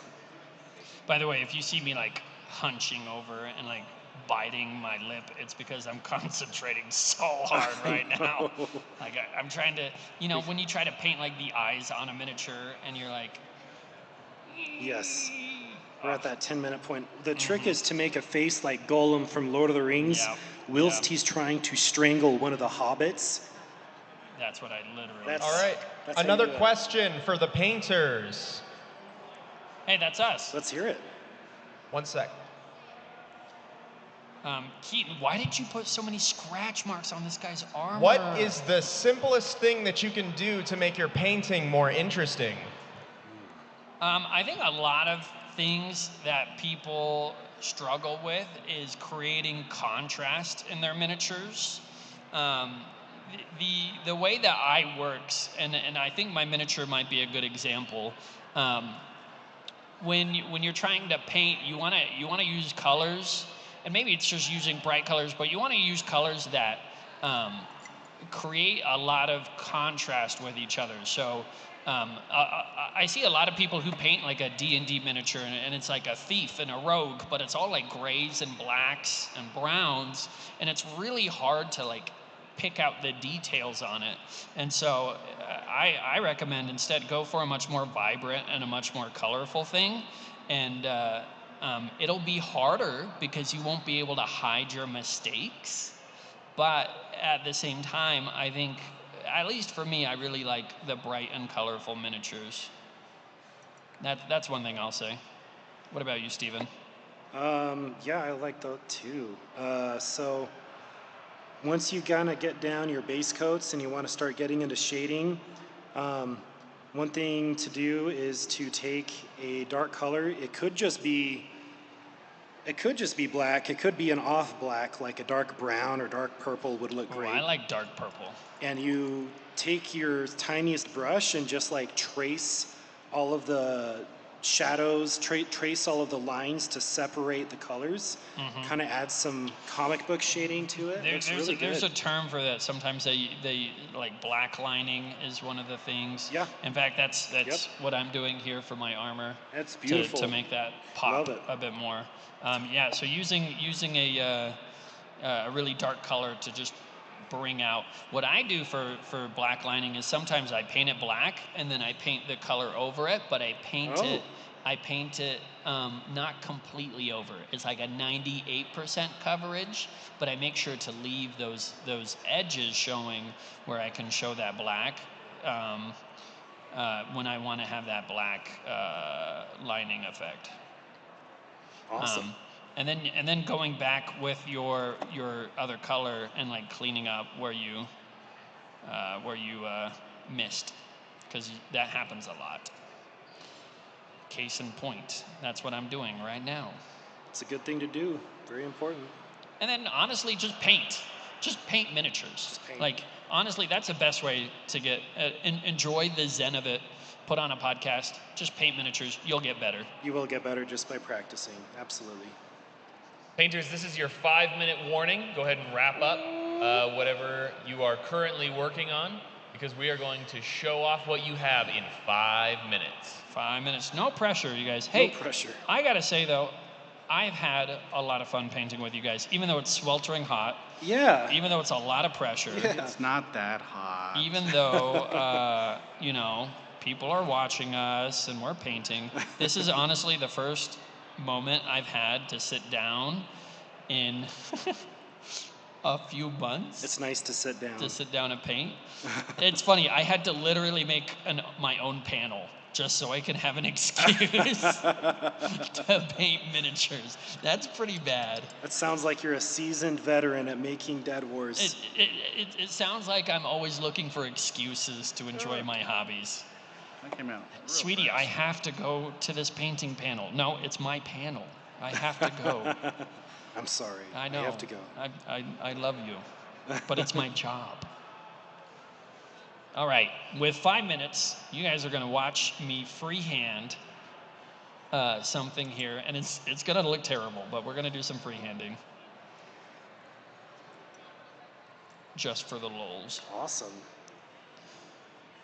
I'm a little too shaky to try some Well, freehand especially work. in this position where Yes. you're like sitting on a stool and you don't have anything to brace Yes. anything on. I'm scrambling to get the skin and hair done. The unbound symbol is a fist with a chain, and I really like the unbound as an army.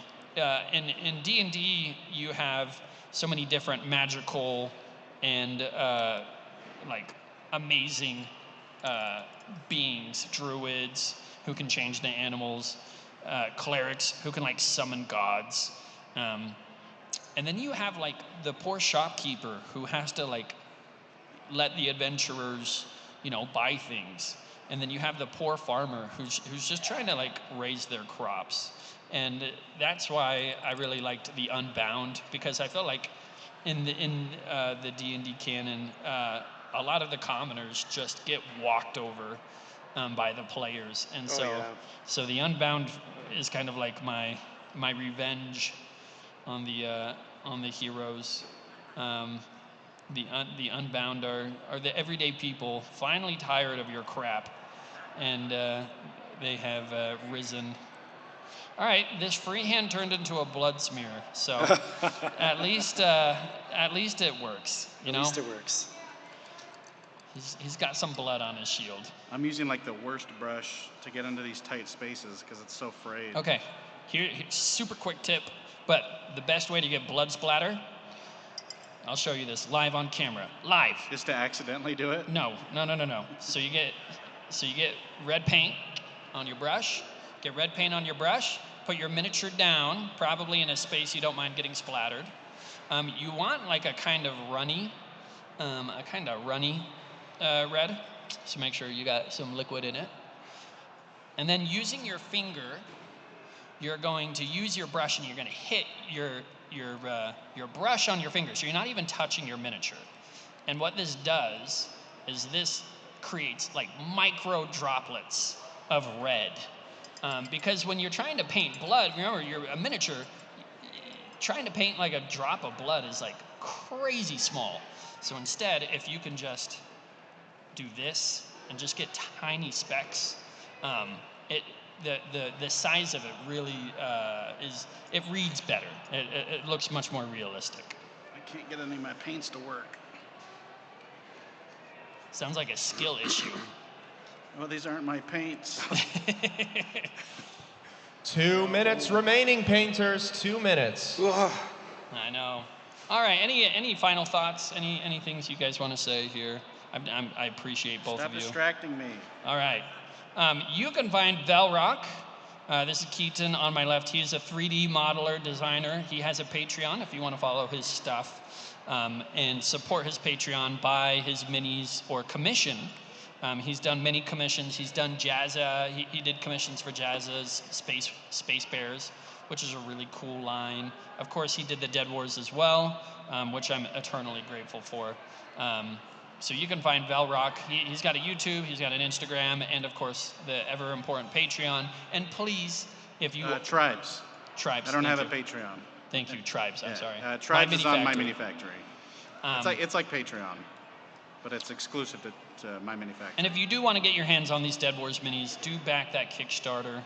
That is a great way to support a great artist. Who has blue?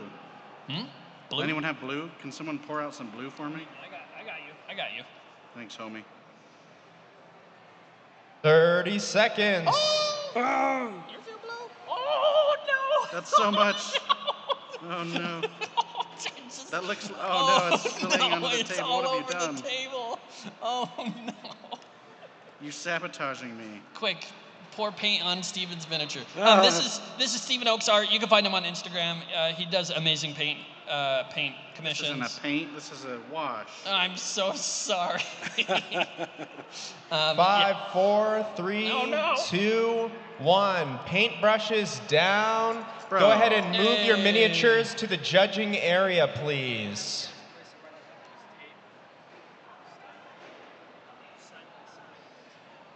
There's hair on mine.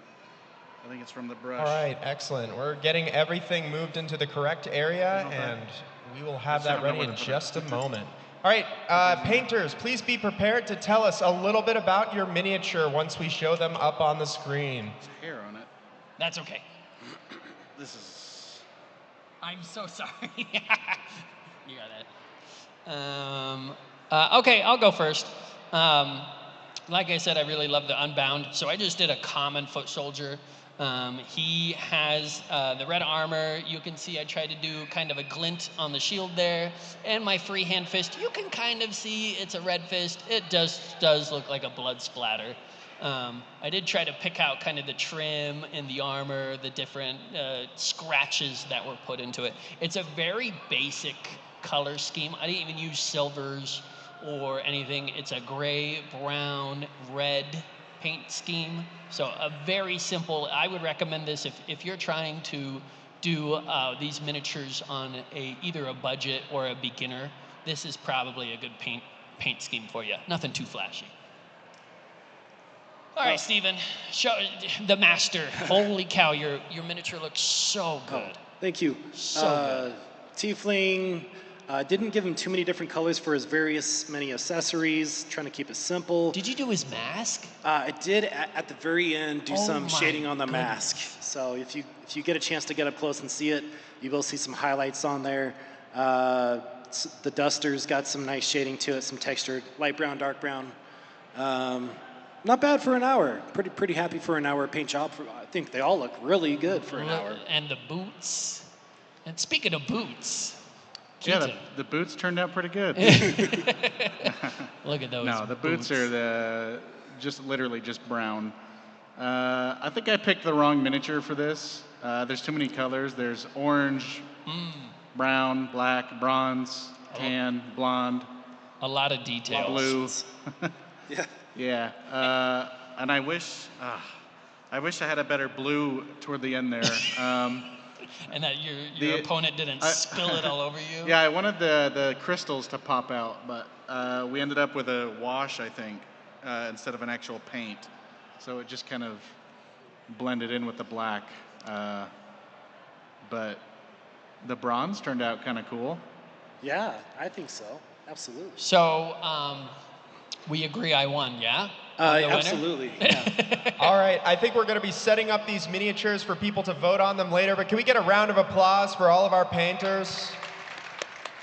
Awesome. Thank you so much. We're going to go ahead and transition to the next panel here in a minute. Thank you. We'll see you in just a bit. It's fun. Thank you. Thank you for putting up with me and my crazy ideas. That was a blast. All right, now I want to look at those closer. Yeah, I need to get closer because I didn't see both of yours. I didn't really even get a look at mine. I know, it's hard to see.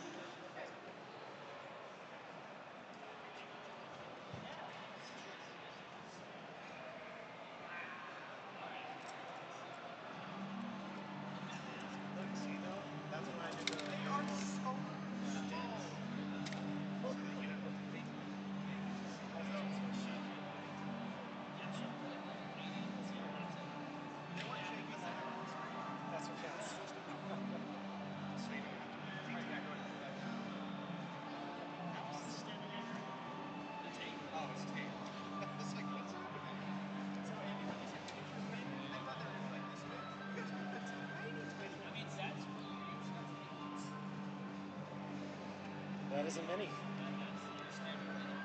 Wow, man.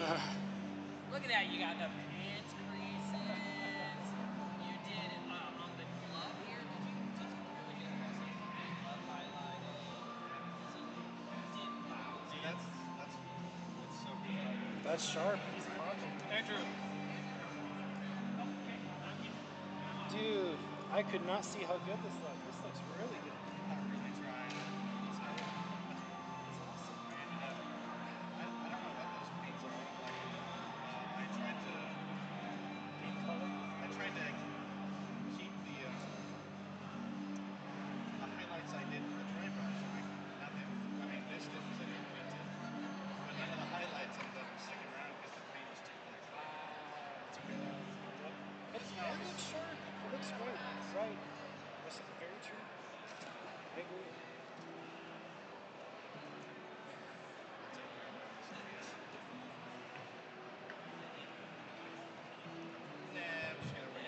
All right, ladies and gentlemen, we will have a musical performance next by Beyond the Gates. Please make your way down to the main stage for Beyond the Gates. Thank you.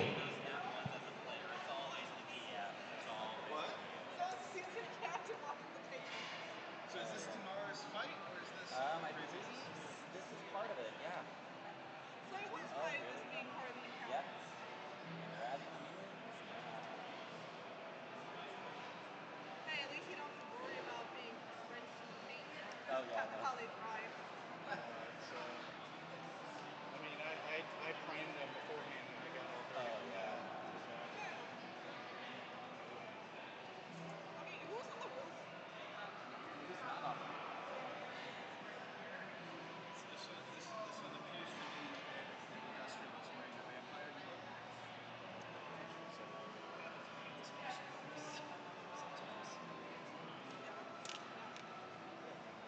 Correction, this is a panel with Beyond the Gates that's going to be coming up next. Thank you.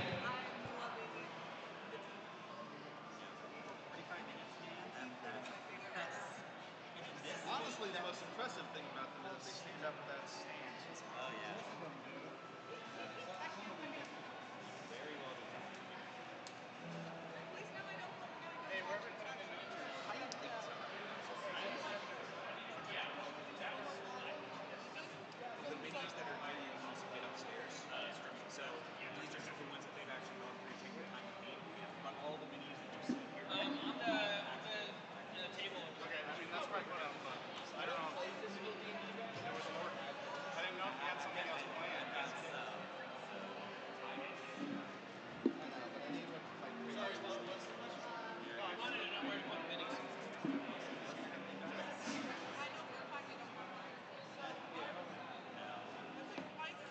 You know, the Bible says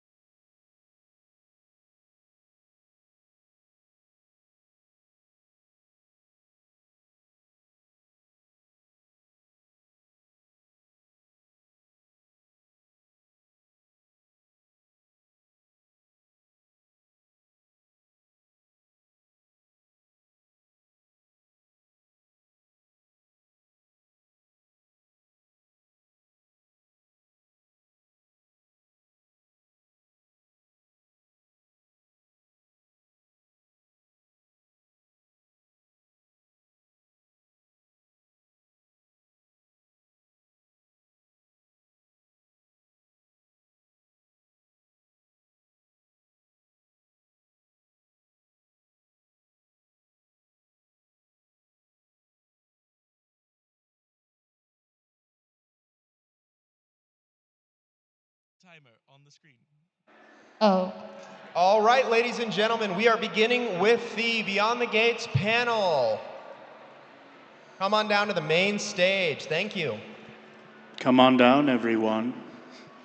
Hello, we'd like to meet all of you. See, I don't like sitting down. It's okay. Welcome, one and all. Hello. Quick question for everyone who's actually listening. Does anyone know what Beyond the Gate is? That's why we're here. I'm doing my job right then. If they've just learned, I'm doing my job right. Congratulations, your mind is about to be blown.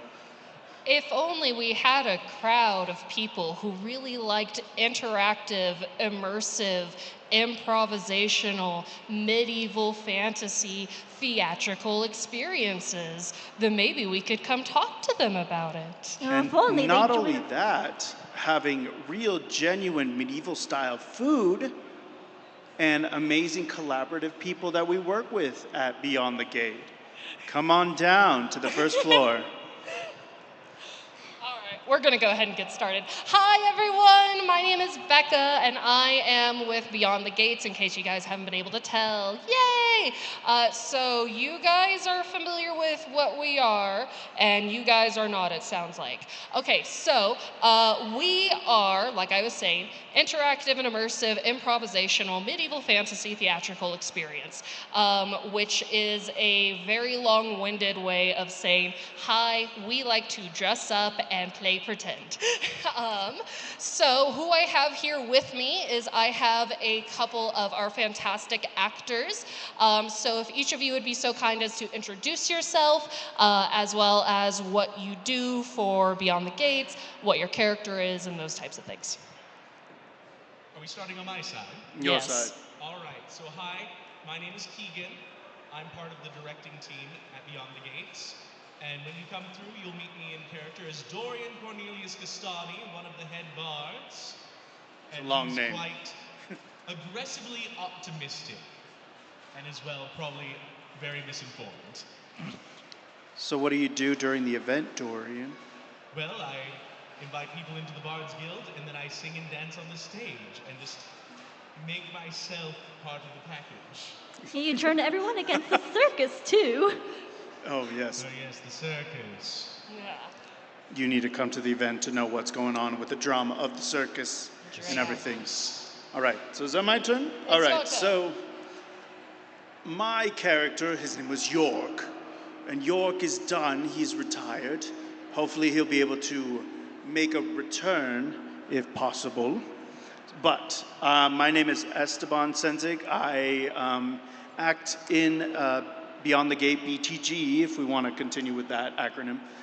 And then my company helps produce and we supply and give the hookups to Beyond the Gate as well. And my company's name is Senzig Creation. And we're trying to make forward. We're a new company, so we're trying to collaborate with whoever we can with videography, even props to antique style furniture. Our house is a filming location. I work in the film industry here. So like Mythica, all those independent films that are filmed locally in Utah, I am on or I help with. Along that, I sing opera professionally during the winter. So when it's cold outside, I'm traveling and singing all the time. And hello, my name is Alicia Cameron. I am the lead of costuming, making sure everything looks medieval fantasy and good for everyone to enjoy. And I'll be playing Leigh Morelli, House of Morelli. This is the head magi of the fort. All right, fantastic. Thank you guys so much. And then to round it off, like I said, I am Becca. I am the president, CEO, story lead, main problem of it all. You own this thing. Yeah, unfortunately. In the best ways. So Andy has asked for us to come speak on, hey, you guys are all super into Dungeons and Dragons and super into rolling dice. Whoa! Who's nerdy here? Clicky clacky math rocks. And sitting on the table and doing the piece of paper. And so I'm here to pitch well, why don't you go that extra step and get into LARP or live action role play? So obviously LARPing has a long stigma behind it. It's gotten a little bit better over the years, over the decades, but I'm sure we've all seen the different movies and the people making fun of, fireball, thunderbolt, and Contaminated the crime scene because that spell uses a lot of Glitter.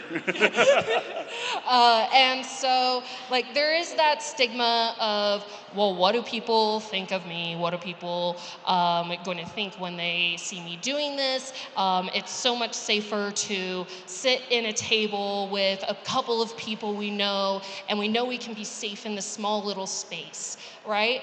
And so part of why we would love to introduce you guys into the idea of LARPing, and not even LARPing, just theatrical experiences as a whole, is because when you step outside of that table, you are able to fully step into someone who isn't you, but also gives you the opportunity to be the best you. So that is an opportunity that acting, and what is LARPing but putting on the skin and acting as another person? What is Dungeons and Dragons and other games other than putting on the skin and pretending to be another person? That is what you're doing at events like ours and at events similar to ours. So an example of that is, if anyone here is familiar with a fan favorite, World Walker or Pit Plum. Mr. Pit Plum. So Pitt has mentioned in different interviews and things that one of the aspects that really called to him about events like ours is the ability to feel like him plus. When we are going about our regular day-to-day, we tend to get scared about what we're going to say, how we're going to say it, how the people are going to respond, how we're going to say it, what we look like while we're saying it, how we're holding ourselves while we say it, and everything, right? But when you're able to put on someone else's skin, when you're able to come to an event like a LARP or to a theater or anything like that, you are giving yourself the opportunity to make mistakes because they're not looking at you, they're looking at your character. It's okay if your character makes a mistake because you know that's not you. It's okay if your character says something wrong or silly or offbeat because that's not you. And what theater and LARP and all these different places do is they give people an opportunity to try on being the person that they never knew they could be, and the ability to try on who they want to be, to have the opportunity to really put that forward. So I would love, do you guys have any examples of times like that, whether you're in your own personal character or perhaps you guys were guesting or world walking at a similar type event where you know you were playing your character, but at the same time, like you knew that you personally were getting something from it beyond just, I've come to an event. Dorian Keegan, do you happen to have an example for us? So I actually do. Dorian is very unlike myself because for me, I don't like offending people. I genuinely don't. Dorian doesn't really care. He just sort of has this very playful banter about himself where he will be like, oh yeah, like there's this and this and this, but what you should really focus on is this because we're better. And I normally would never say that kind of thing, but being able to step into that shoe and be like, hey, I get to say some things that, you know, it's not necessarily like meant to hurt, but it's not something in my normal realm of like influence, and so being able to try that out, to see how it plays, to see how people interact with that, it's really interesting being able to free that up in my mind so that way, you know, the next time things come around, it's not as pressing a thought. So mine is a little bit different. I'm actually new to the LARPing style thing. So long story short, during the COVID, the before times. Le gasp. I know. So I was actually trying to restart my life, and I was trying to see what actually really, really made me happy. I had been singing opera since about 2018, well, before then, like 2013, and I had been doing all these things, made mistakes in my life, and I started getting into acting, but because of opera on the stage, it was completely, totally applicable of LARPing. Because okay, I don't know who knows about opera here, not Phantom of the Opera, okay, or Les Mis. They're great, good stuff, good stuff, good stuff. But the opera I sing is in like 5 different languages. So what I had found in opera is it's LARPing on stage. Literally, you sing, you fall in love, and this is the funny thing about like rom-coms and stuff. They fall in love after like an hour during the whole movie. When opera, they fall in love in like 2 minutes. And it's very like, we're gonna run away together. Oh my gosh, I saw your face. That was enough. Your father said no, but we're gonna run away together kind of thing. So I had found in opera, it is totally applicable to LARPing. And then I started going to LARP events. I didn't know what I was doing. But then I would play off of like, okay, this is what I wanna do. And then the more and more I start seeing things, the characters that I was starting to create and the interactions and the connections that I started making with people, it was actually just me. Just trying to play something a little different like you, Keegan.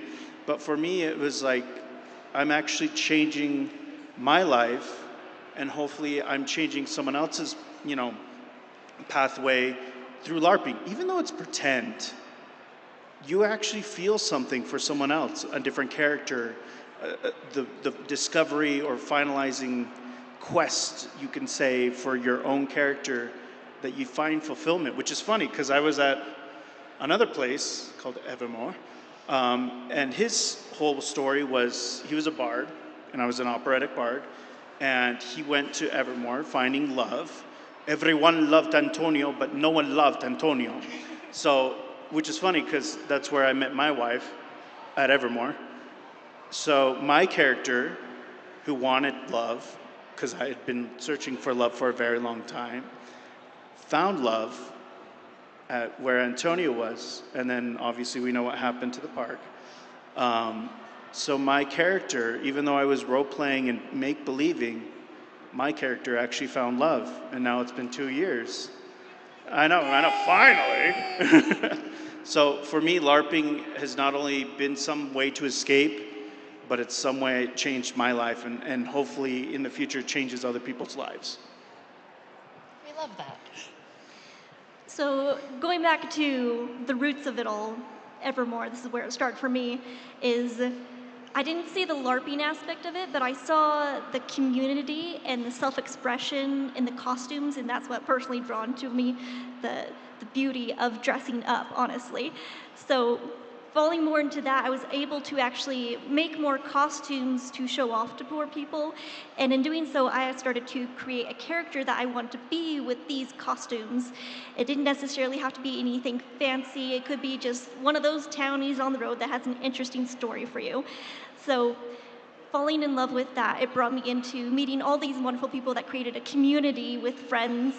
And then we started actually doing the thing together with Beyond the Gates that actually brought me into the LARPing aspect, and I realized it's so much more fun when you can actually connect with people on a different level. And so that kind of brings back around to part of in the difference of LARPing and D&D specifically too. Because you are getting that much more involved in your character, right? You're not just sitting in a piece of paper. You are dressing the dress and walking the walk and talking the talk, and you are sometimes changing how you speak, and it alters little parts of you that you didn't even know that was being altered, right? And that is that wonder of theater of acting, and that is why we love Dungeons and Dragons. That's why we love LARPing and stuff. And then if we want to get even more into it, well, okay, that's grand and all, like yay, having fun. There's also, honestly, a whole mental health aspect of it too. They have done study after study after study that theater and pretend and community and collaboration and togetherness, these are things that our modern society is just missing. And as we move more and more into the modern age, and we become more and more disconnected with our cell phones and stuff like that, we are forgetting how many people here know their next door neighbor's name? One! It's them, yay! But like, that's the thing. Like, not to get into an idealized world that didn't exist, but it's, we don't know our neighbor's name. We don't know who the person is living down the street. We are so isolated into ourselves. And so having these types of places where people can come gather together and have humanity and have real tough conversations that can be disguised in fantasy.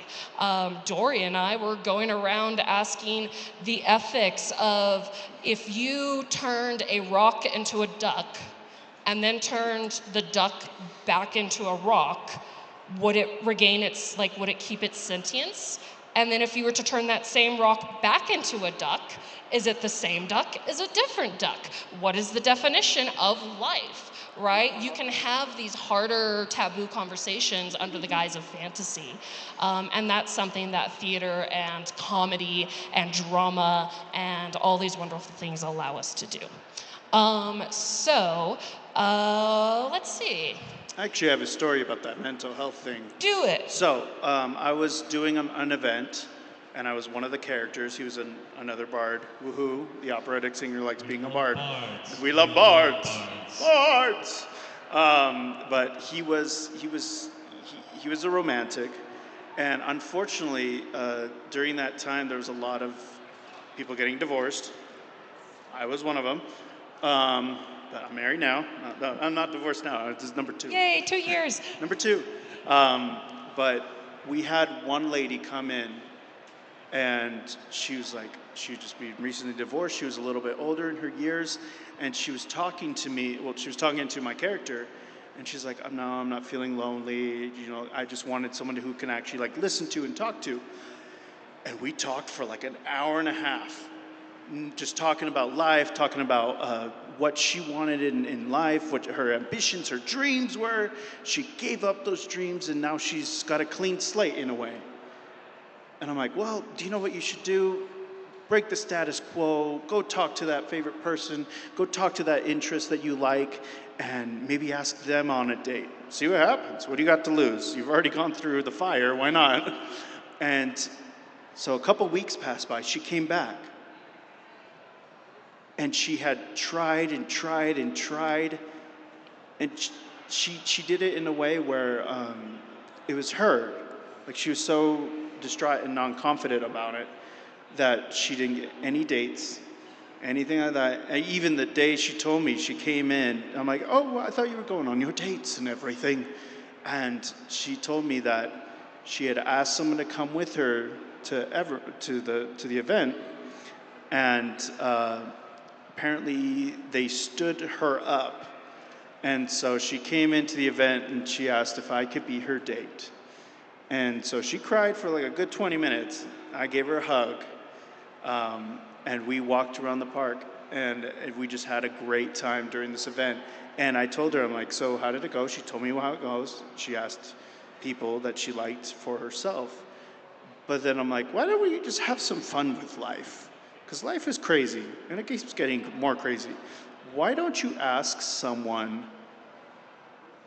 in like your character voice, just for fun? Just try it out. What are they gonna say? No? And so she did. She asked someone, and then the next event she came in with said person, and they were lip locking in the dark shadows, and they're still dating. So that character that she had created, that we talked about and worked together, gave her the confidence, because her as her own person didn't have confidence, gave her that confidence, even if it was just joking or, you know, make-believing. Now she's been dating this person for almost like 3 years, and they're happy as they can be, and it all just started as a little joke. So yeah. So thank you, Esteban. Yeah, no, it's D&D, LARP, theater, acting. All these types of places are magical, and I thoroughly encourage everyone to check them out. There's a number of different types too. There are some LARPs that are, like we mentioned earlier, very much the fireball, spell packet, combat, throwing dagger, and we love that. Like, there's fun. absolutely the crew that wants that more physical and like combat-y type LARP. There's also other LARPs that are, I think, mostly like talking and charisma, like Vampire Masquerade and things of that nature, where it's all social and political power plays, like it's all that. And so some of them are super intense, and you have an entire character that you've generated, and it's a whole thing. Other ones are, like ours, are much more easier. So, for those who don't know exactly what Beyond the Gates is, da, da, da, da. da, da, da, da. Here it is. So,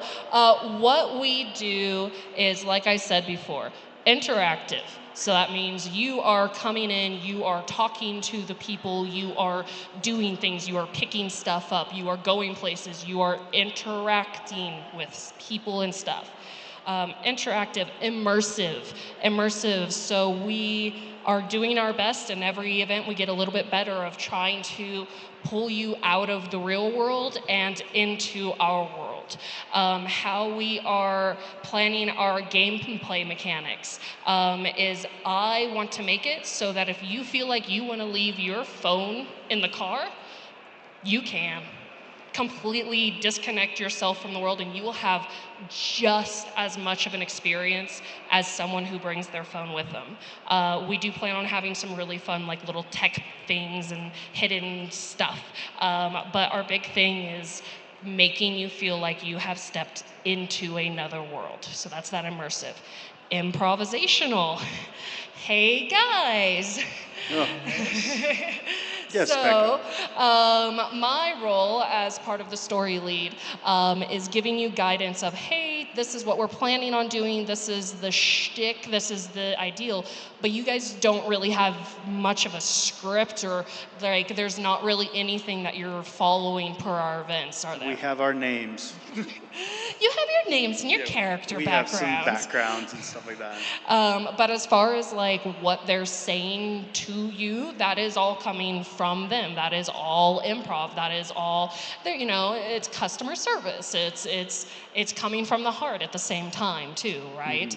Mm-hmm. So that's where that improvisational comes. And in addition to that, how we train our actors is we essentially encourage them to act kind of like their own, everyone's their own little mini game master. So each and every one of our actors will go, hey person, adventure is this way. And then you guys go to the left. And we go, that's okay, have fun, we have stuff for you over there, but when you're ready, adventure this way. And so while our actors may be trying to guide you towards a story we have, we will never force you into that story. So how we run our events is we are meet you where you're at, play how you want to play. If you want to show up wearing elf ears and a flowing robe, I love that so much for you. We applaud you. If you want to show up wearing a Pink Floyd band t-shirt and a pair of 12-year-old Chucks, I love that so much for you. We applaud you even louder. If you want to come hang out and eat the delicious food provided by Cakes by Kendra, one of Sinzig's creations companies, if you want to enjoy the Bard Show and watch their live performances. Aren't they here tomorrow? We will. The Bards of Drail will be on stage at 3 p.m. tomorrow to hype up for the game. What? Wild. So if you want to just enjoy the vibe, we have that for you. If you want to come and you want to join the guilds and you need to earn the merit badges and you need to join the ranks and make the number go up in all the games, we're going to have that stuff for you.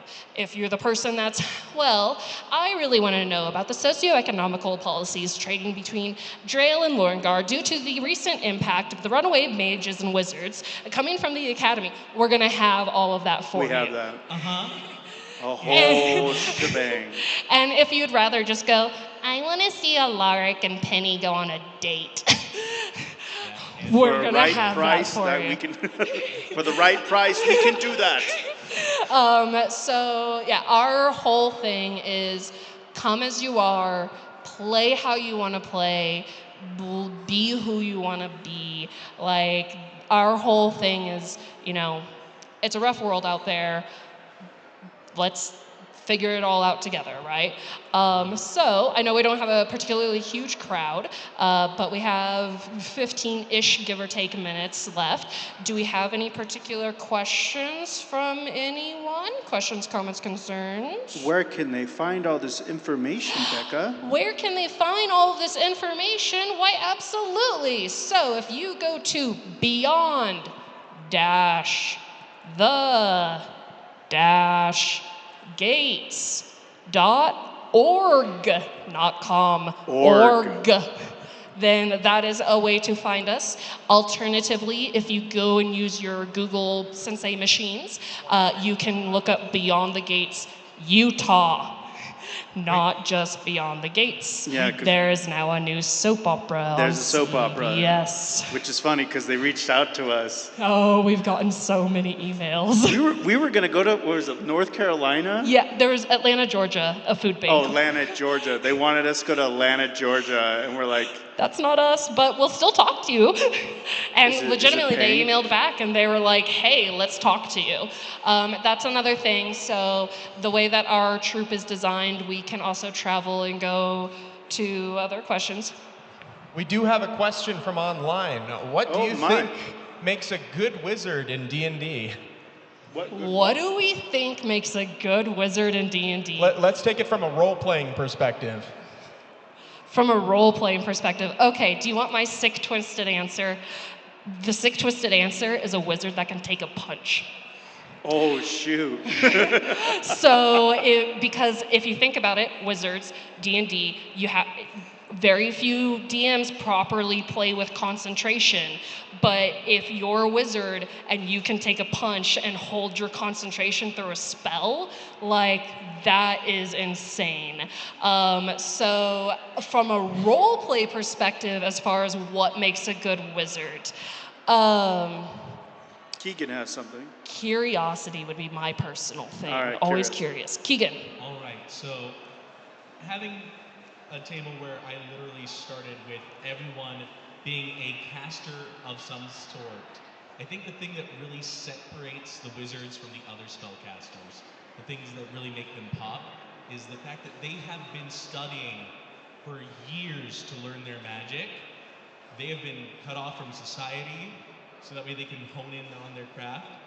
They've got to have some sort of eccentric mannerisms of sorts. They've got to have some sort of So socially thing that inept. makes them like not normal in the society, and that is okay, and we love that. Having a quirk or something that makes them unique, I think really shapes a wizard in my mind.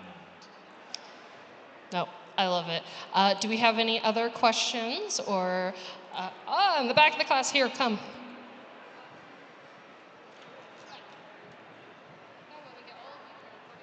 Cool. I'm sorry, I forget your actual name. I remember your character name, Leah, but since you work with the costume and set design, or the costume design, I'm curious what your favorite costume you've worked on, like, or the most intricate one you've worked on. Ooh, okay. Costume. The most intricate costume I've worked on so far. I know which one was the most pain in the butt. Well, I mean, my costume was a pain in the butt, but my favorite costume that was fun for me to make, honestly, was one of our nobles. I'm trying to remember what her name was. Lady Ambrose Lady Ambrose. Valenborn. Yes, she had a beautiful dress. That was my favorite one to work on. The most intricate one I've worked on is technically what was our last magi name for Cat? Galandris. Yep. No, Cats. Oh, Tigan. Because Tigan had a detachable cape on the back with a bunch of like ribbons down the back, and I had to individually sew each one to make sure it didn't fray. So that took a long time. Yeah, so Lady Ambrose, and if you go on our website, you can find pictures of her, had this stunning, like, purple and silver and black dress that was completely handmade and designed. And then, yeah, Professor Galandris, our Archmage, you had embroidered the bottom of his sash, right, with different, like, magic symbols and stuff. Yeah, I'm never doing that again with that technique. Oh my gosh. We still have a few minutes left. Is there anything that any of my wonderful casts would like to say? Anything you guys have on the topics of D&D, LARPing, theater, mental health, anything? So I'm going to touch a little bit on some things that Esteban said earlier with, just being able to get out of your shell, reach out to people. A D&D table is great because you can sit around a table and just share jokes with your friends. You can have a great time. But I think at events like Beyond the Gates, at certain LARPs, things like that, you just are seeing more people. There's more space than that at a table. And I can't tell you how many people I've met through previous adventures like Evermore or other LARP-esque events where I've come away knowing people so intricately and knowing their lives and still have no idea what their actual name is because all I know them as is their character, and it's wonderful. Like Pit Plum, I can't tell you how long it took. I don't know his real name. I do. I know his real name, but I still refuse to accept it. It doesn't feel right. It doesn't vibe with him. I'll forget it in 20 minutes. Yeah. But yeah, just the fact that you can get interacting with so many different people and build meaningful friendships. And the only thing that it requires is to put on an outfit of your choice. Or even have, put on a not voice. even an outfit, just throw on jeans and a t-shirt, dude. Just go interact with people and have fun. Just get out of your shell a little bit. I know it's hard for me to do. I know I don't seem like it, but I'm like right on the edge of introverted and extroverted. We love social anxiety. And so it's like, oh yeah, this is like, I want to talk to this person, but I can't. And I think just in this sphere of influence, it's so easy to just be like, well, I'm supposed to talk to people here, so I'm going to talk to people, and then I've built a friendship that I never thought I was going to before. Yeah, I'll bounce off Keegan. Actually, Keegan and I have known each other since, oh my gosh, when did? Middle school. Middle school. We sang in like a whole I pop didn't know group. that. This is fun new lore drop. No. We were part of a pop group, and we used to sing together. How old were we? We were like 14? 15. 14, 15. My voice was still higher than it is now. We almost got arrested in the back of a Oh parking yeah, we lot. almost got That's arrested. a whole story That's that a whole we're story. not getting into. I almost got But arrested with Keegan. That was a great thing. We lost contact Hold after on. high school. Oh, I don't have my phone. Okay, so here's a fun fact. So in our work channel, we have a specific channel called Out of Context Quotes. And I wish I had my phone on me right now so that I can just quote Esteban saying, almost got arrested with Keegan. Yeah. So We were just standing there too. But the craziest thing is we lost contact like Oh, yeah. mid-high school. Yeah. We lost contact once the group broke up. We just stopped interacting with each other. Like the closest Just thing like was every liking 90s boy Facebook posts whenever I was on there because I'm not on Facebook anymore. And it wasn't until we came to one of these events where we reconnected and all of a sudden we saw each other and just Esteban? Keegan? What are you doing here? I'm doing my job. What Wait, are you doing here? you're I a like this nerd kind of stuff. too? Yeah, and so And it's been back on friendship as 15 normal ever years. since. Yeah, oh my gosh, 15 years. Don't remind me. I know. it's- So no, just continuing of what Keegan was saying is like you make friendships not only now, but 15 later you could be acting together and having fun and doing nerdy stuff because we weren't truly nerdy back in like when we were 14. Are you kidding me? I thought it was cool wearing a fedora. That You whole are cool wearing a fedora. I had a Don't fed- antagonize No, half the I had crowd. I had a leather jacket, spiky hair, and a fedora, and I thought I was the coolest guy ever. Hence, never went to prom because all the girls said no. But whatever. I'm married now, so it doesn't matter anymore. But more than anything, it's just come because you're gonna make friendships. You're gonna really just allow yourself to be in a spot and more just escaping from reality because Not even necessarily escaping it, but Finding an asylum. acknowledging it. Yeah. Like finding peace with it in ways that you Sanctuary. wouldn't imagine. Yeah. Yeah. And kind of going back to that whole meeting people you would never think, right? Like each of us met individually at different times because of the same situation. Yeah. But did any of you think at any point when you met me that I was going to be causing this trouble for you guys? And so that's the magic of it is, and that's the magic of like our events and events like this is you'll never know who you might meet beyond the gates. She said the thing. The thing was said. So with that, I'm gonna look at my beautiful tech booth. Do you still need us to keep going?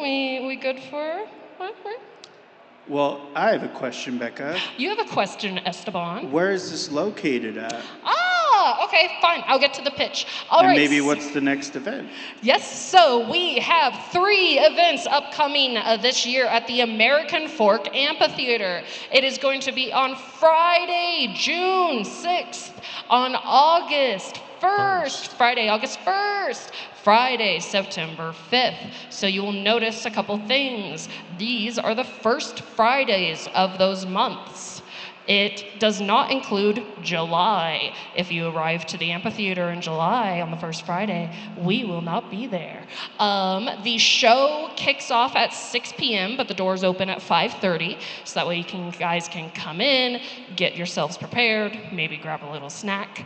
So the show starts from 6. We usually have closing ceremonies at about 9:30 p.m., and everyone gets kicked out at 10.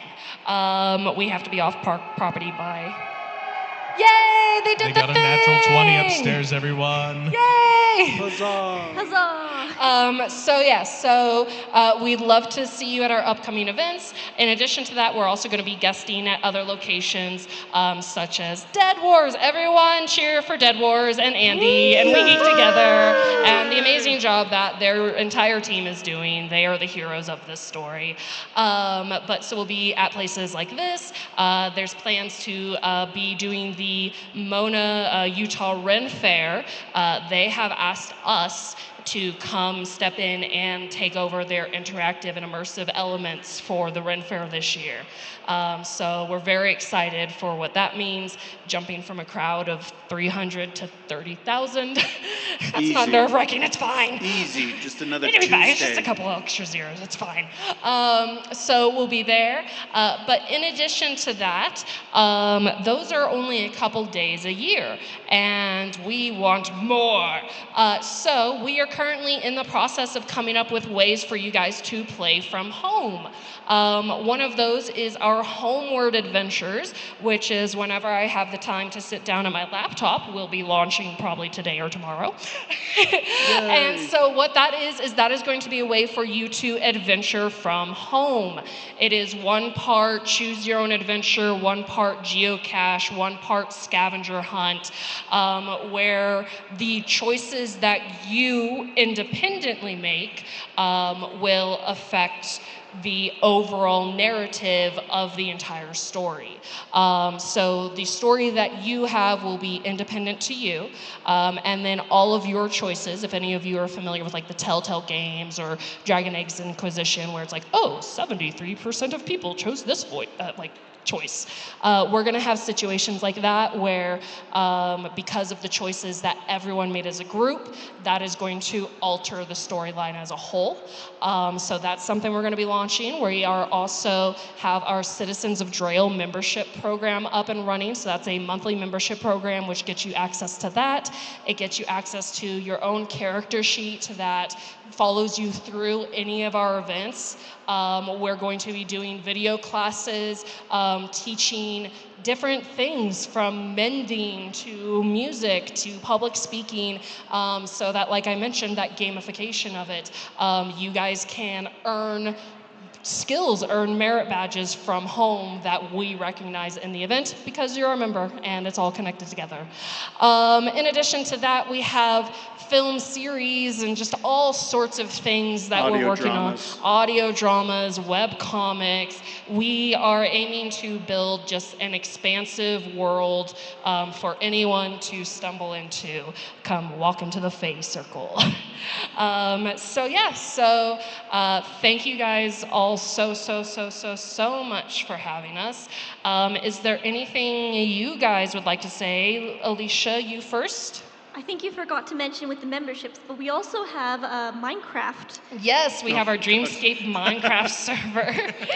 So that is another way that we are trying to have adventures even when you can't come physically, is we do plan on doing actual canon events in our Minecraft server. As weird as that's going to sound, we figured out a way to do it. So we just have all sorts of crazy things. Anything else my ADHD butt is forgetting? Follow us on TikTok, Instagram. YouTube. There's actually funny videos on there too as well. It's ridiculous. It's always with the bards too. Yep, if you go up to our table, we have a QR code that will give you access to our link tree. There you can find all the links for all of our different socials. If you go to our website, you will find all the links to all the socials there, as well as tickets and cast and crew, as well as base game information and what happened at the last events. And we are doing our best to make the website as encompassing but friendly to use as possible. Anything else? And please come to our next event, June 6th. Friday, June 6th, 5:30 p.m. Support. The Bards need you to help us triumph against the circus. Oh my gosh, you in the circus. Bringing it back to the circus. Yeah. All right. Yep. So one final thing is for today and tomorrow only, our tickets are 50% off. Oh shoot, I didn't know that. Yeah.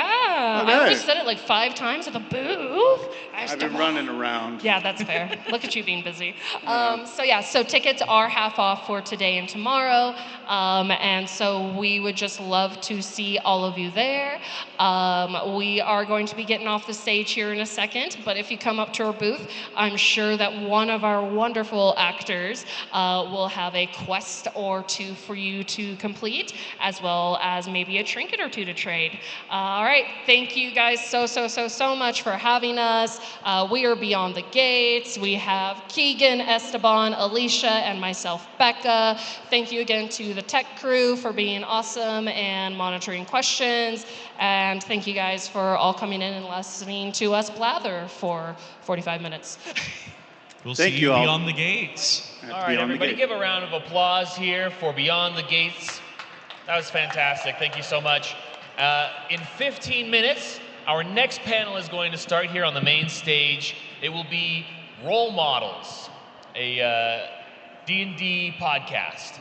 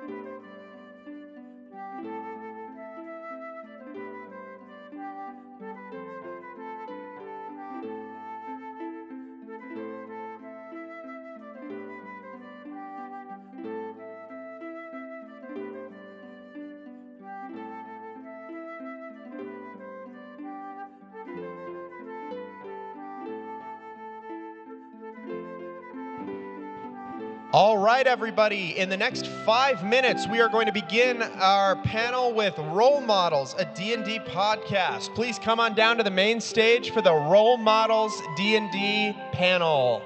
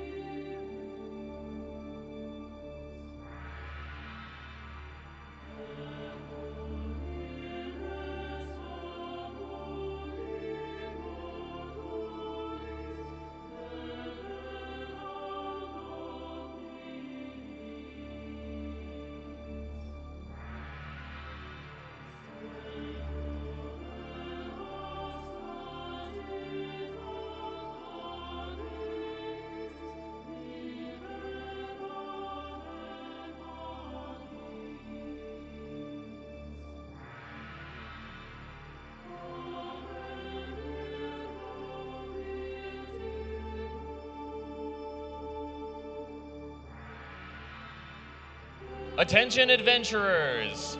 Please direct your attention to the main stage, where you will be treated to a conversation by the three fairies of the apocalypse, the role models cast, Janie Eastman, Coco Dunn, and Christy Carr. Our logo.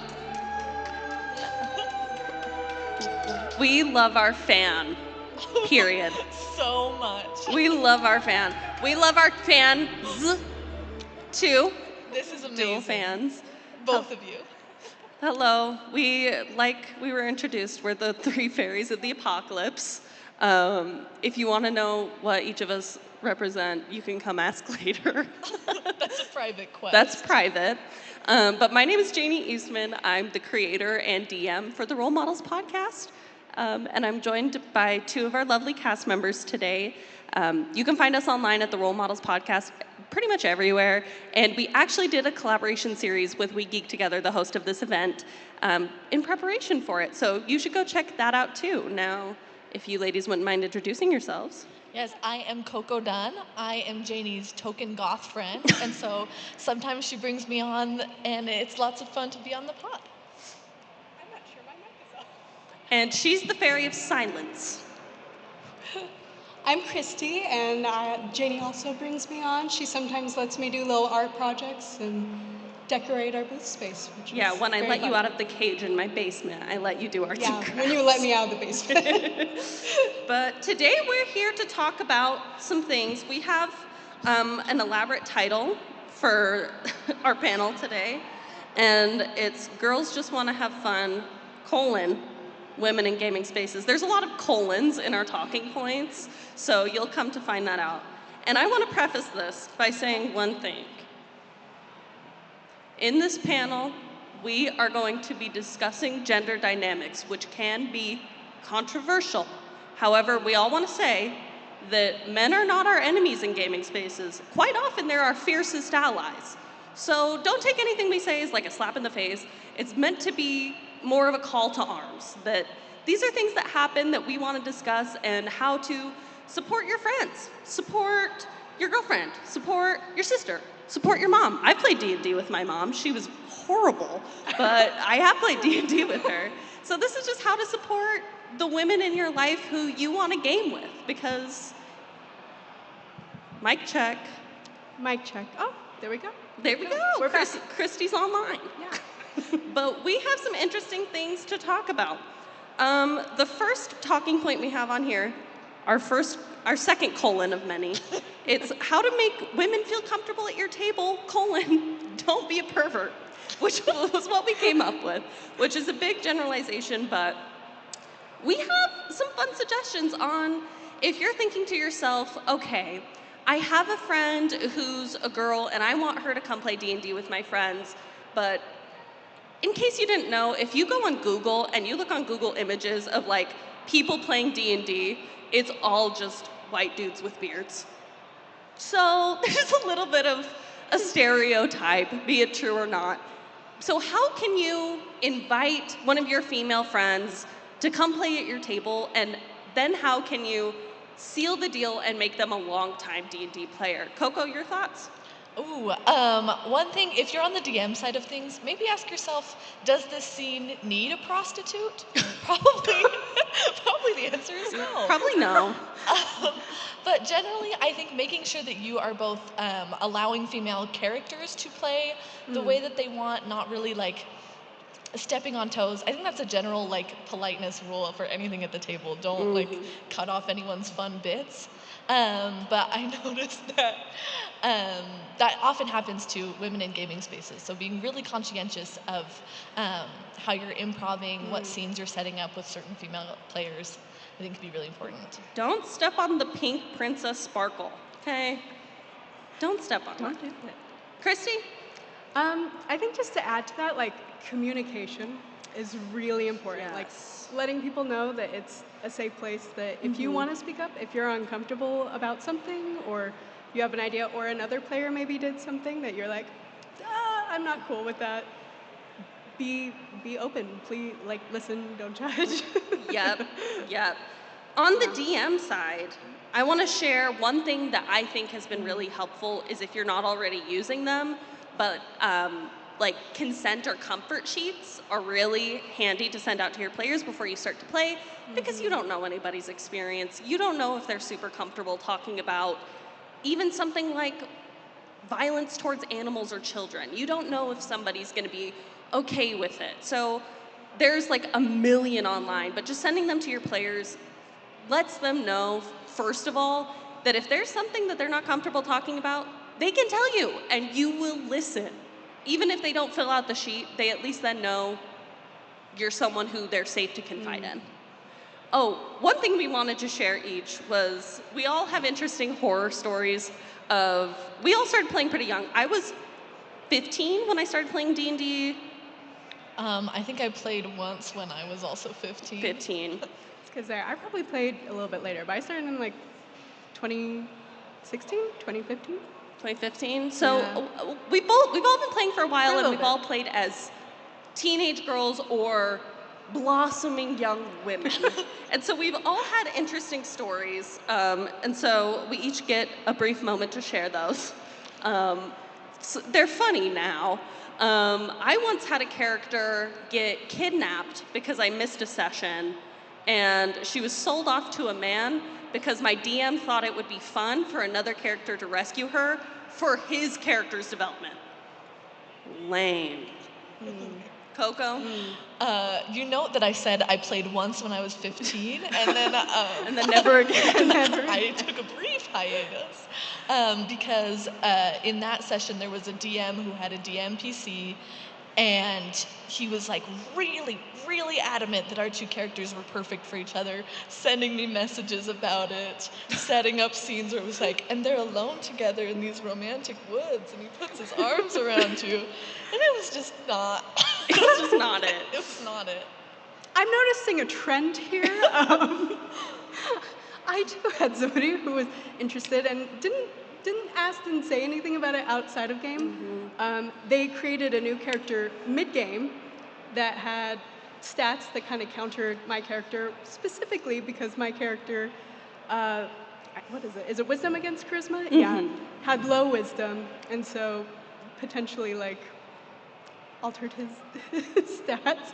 And then we had no conversation about like PvP, role-playing stuff, and would be like, I flirted whatever your character and roll against me and check. And it was like, well, I rolled low, and he's like, automatically your character loves me, and like continue to do this for a while. You hate to hear it. You hate to hear it. And we have to address the elephant in the room, that girls who play D&D are very beautiful and very wise and very funny. Every single one. I have, show me one unfunny, unbeautiful, untalented, unsweetheart D&D playing girl. That's true. And I will show you an anomaly, because it's true.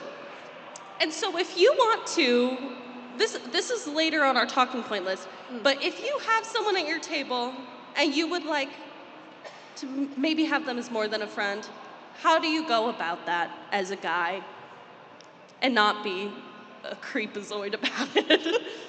Ladies? Get in the shower, step one. Oh, God. Check yourself, see if you stink. This is a great way to start any flirting interaction, I think. But also, I don't know, if you have someone at your table who you want to maybe be more than friends with, that's none of the rest of the D&D party's business, and it's none of your character's business. So that might be something that you do in your own personal time. I think starting off as friends first, and then kind of reading the room, right? And then outside a game, if you want to talk to that person individually and see where things go, and be chill about it. If the answer is no, then it's no. Then it's no, and Ask that's to okay. Ask to go get lunch. But if it's a yes, then that's great. That's great. Yeah. That's great. But don't try and be like, and your character's in love with my character. Don't try and force the person to be in love with you. I know, it's nuts. But to circle back to the beginning of our talking points, not only do I feel like there's an issue where there's just not enough female players, and there's never been enough female players, but there's certainly not enough female DMs. They are a dime a dozen. I have offered myself as a female DM, and now I'm trapped. Forever. I can only be a female DM. Thank you. Thank you. So, ladies, let's talk about if you have a female friend who wants to DM, how can you uplift them and show your appreciation and help them get better? I personally have never had a female friend who wanted to DM ever. This is not a personal question at all. Oh, you don't have a full Pinterest board of the campaign you want to run? But I think definitely just like a DM is a lot of talking, right? And so making sure to like listen to ideas that she has, hear what she's thinking about. When she is actively playing D&D, maybe don't talk over her, interrupt her long DM monologues, unless sometimes it's necessary or silly.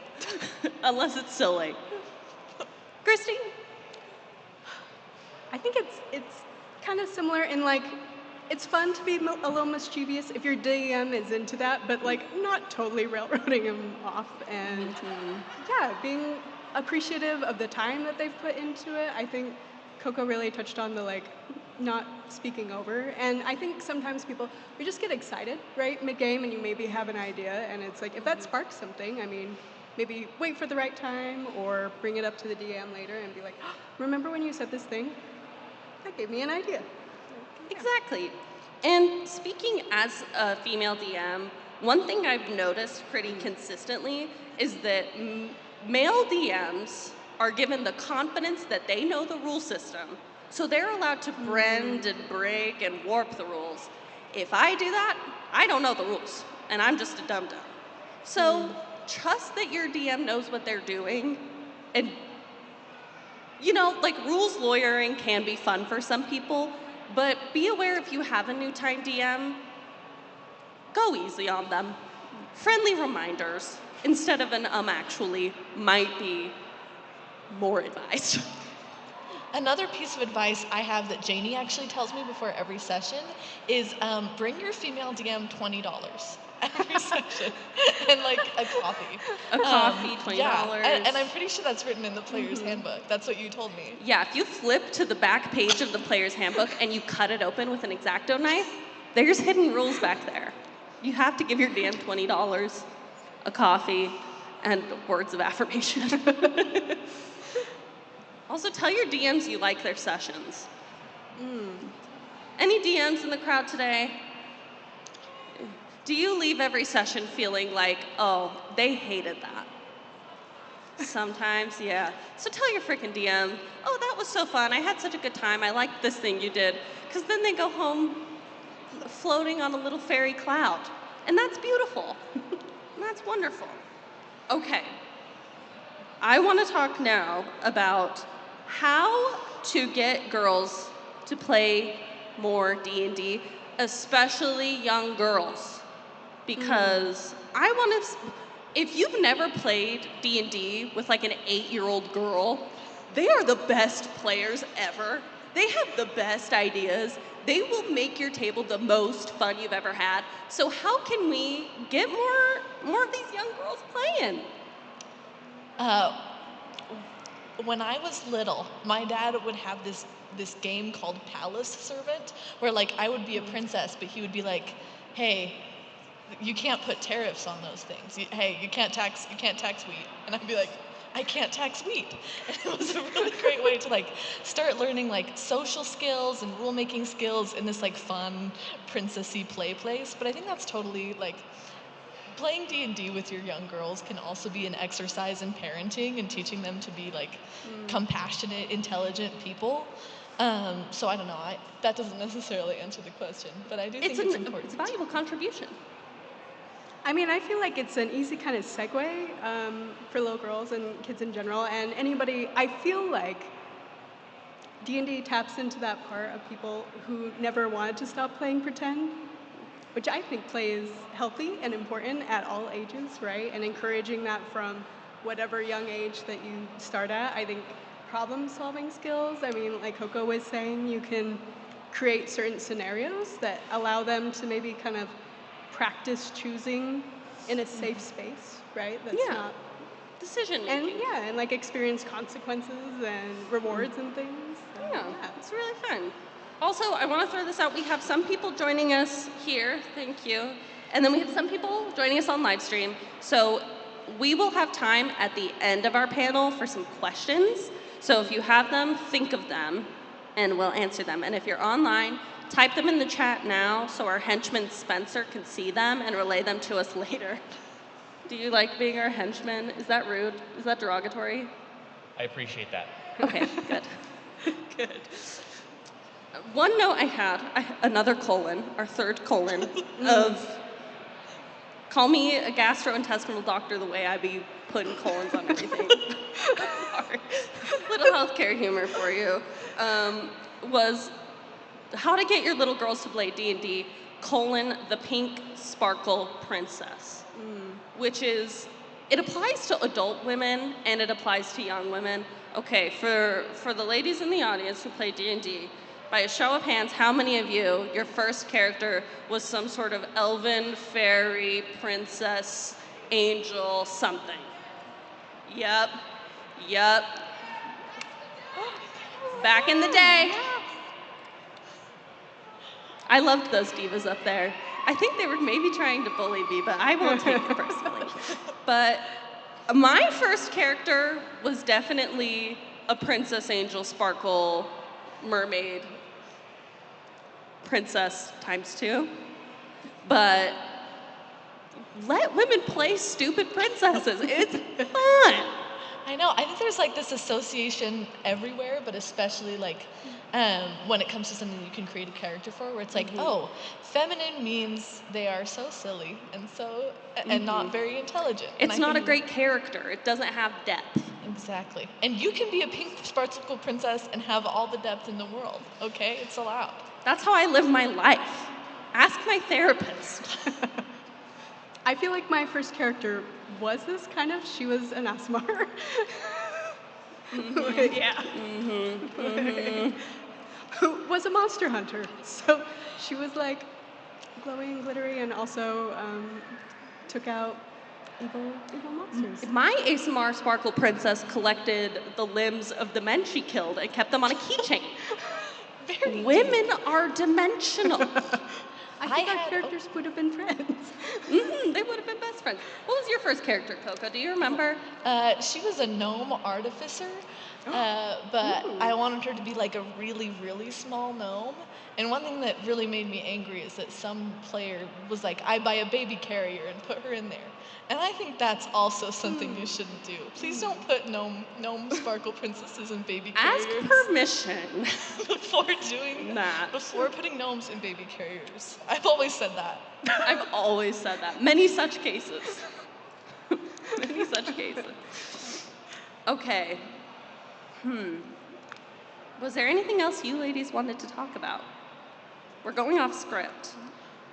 I hate to plug in promo, but I think what got me to love D&D again was playing with a table of other women.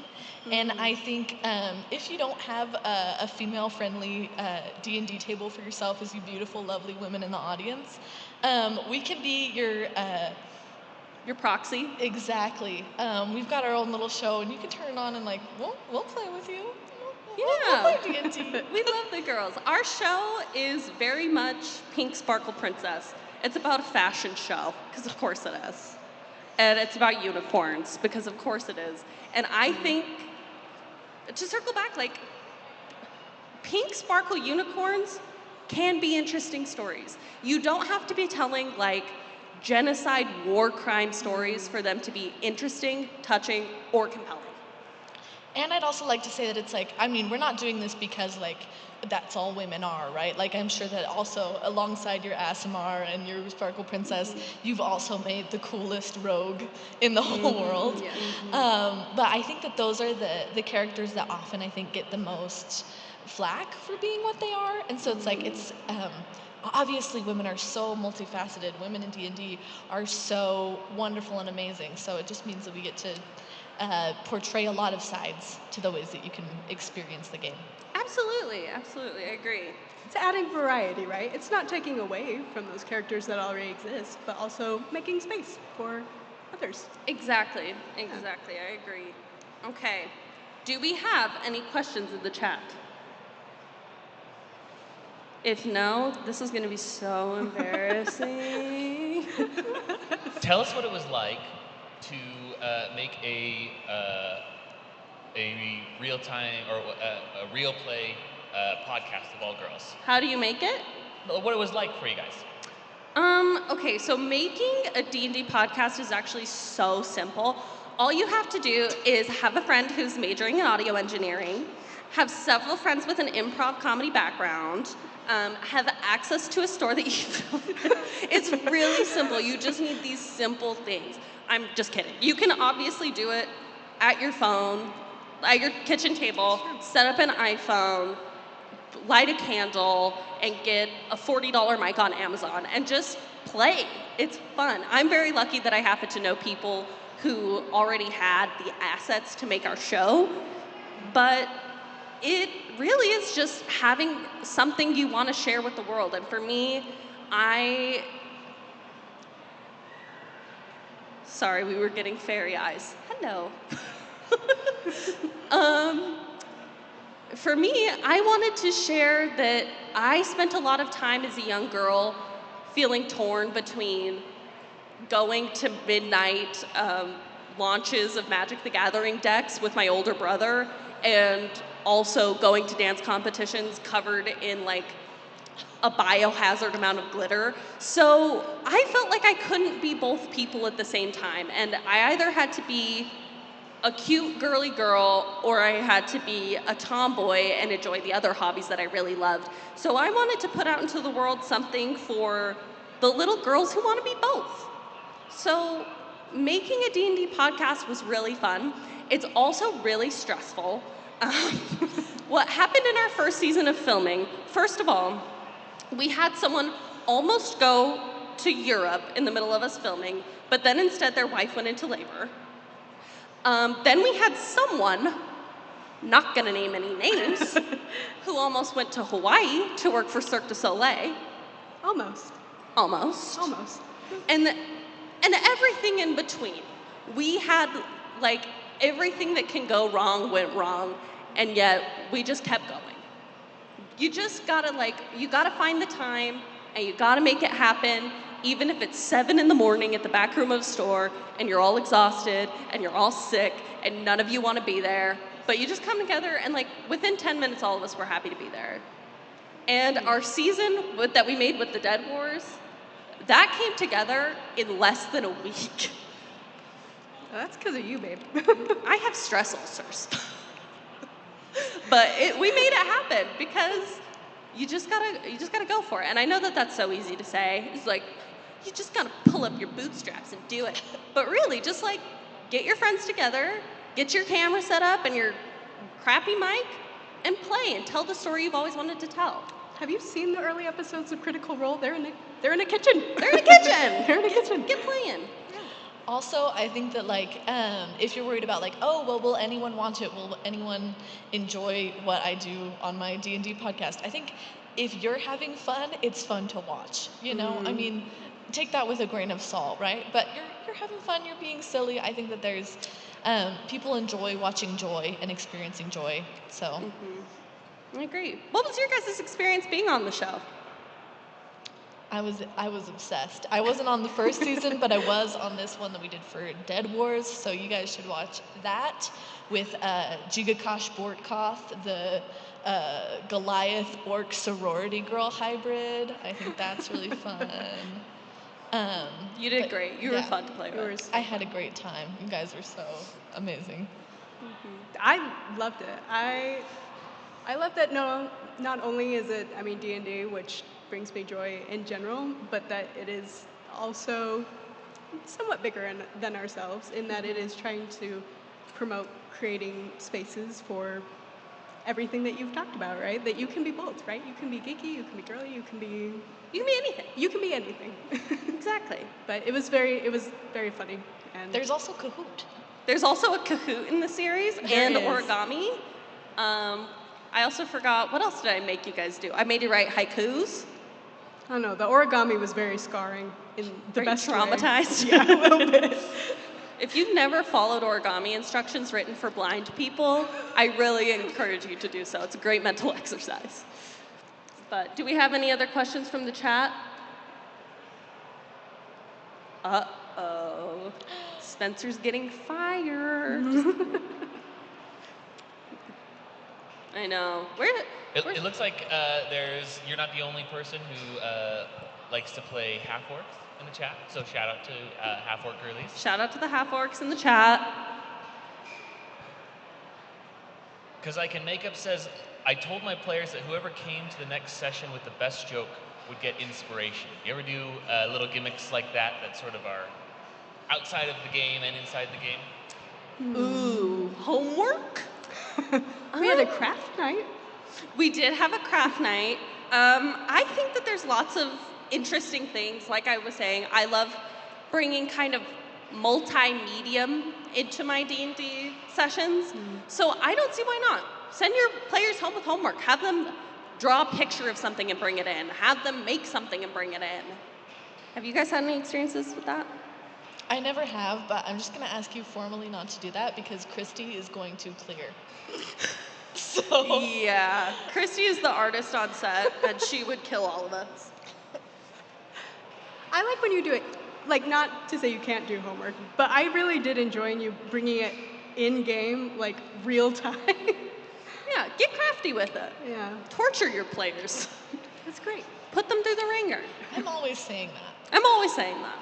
Does anyone in the audience have any questions? It's okay if you don't want to. We will not be offended. All three of you we're going to make eye contact with. Just kidding. But let's talk about some women to wrap this up. Some women that we found inspirational in D&D. So I wanted to shout out some people that are my online friends. You should check out Gals and Goblins. They're another D&D actual play by women. They're fabulous, and they've been so kind online. There's also a scholar online that goes by Women in D&D. She's great. She finds all of these amazing, like, historical things, like things in old players' handbooks, and kind of dissects them. And she's wonderful. There's also Faye Pop, who's great. She does a lot of like deep digs into stuff. Abria from Dimension 20. We love Abria in this house. And I love Emily Axford too. All of the women over Dimension 20 are really, really fabulous.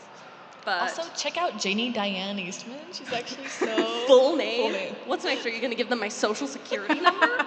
My address? Well, she's just sexy and cool and fun. They're just so cool. Coco forgot to edit down that name. I know, you forgot to censor my middle name. But this has been fun. I think we've covered just about everything we wanted to talk about today.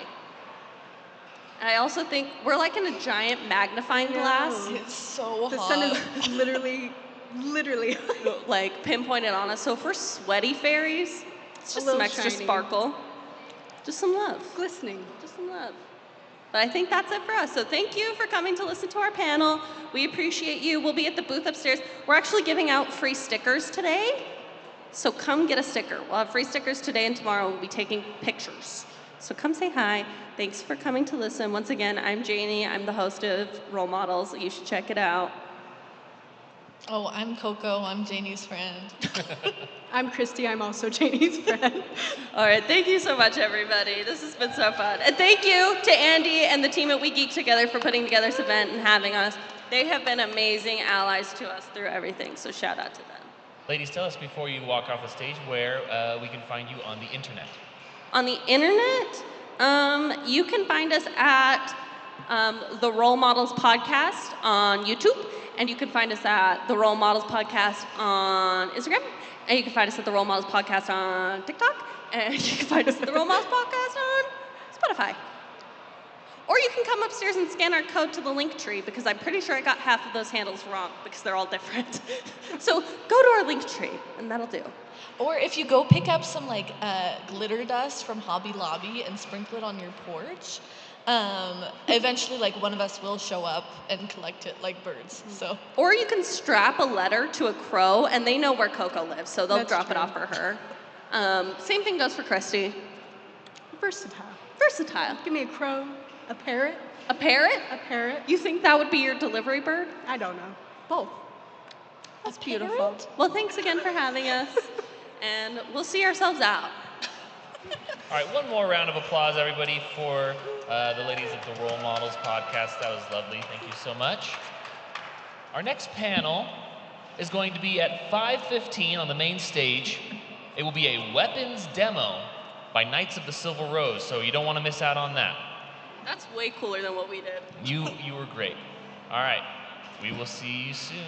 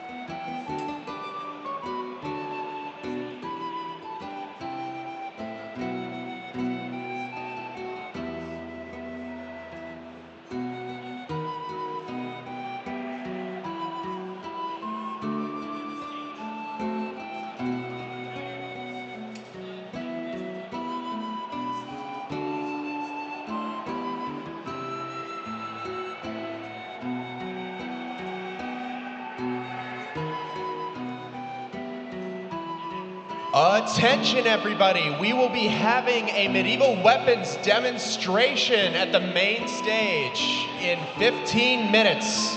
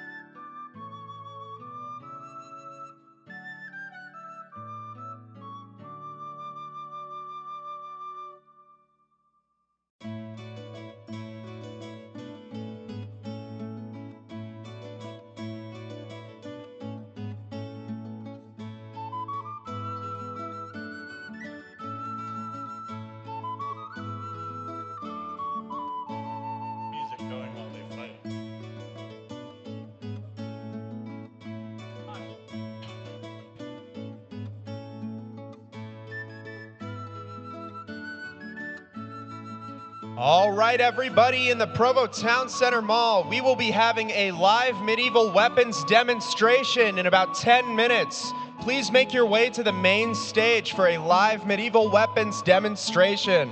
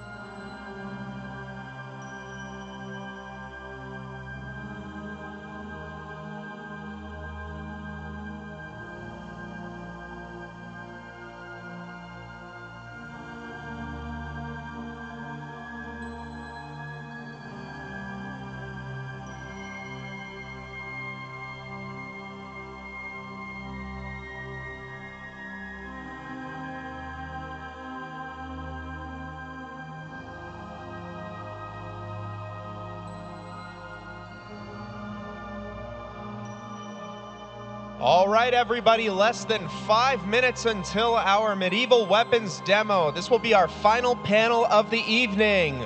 The Dead Wars will begin tomorrow, 4 p.m. Please make sure that you're back at the Provo Mall for the world's largest game of Dungeons and Dragons.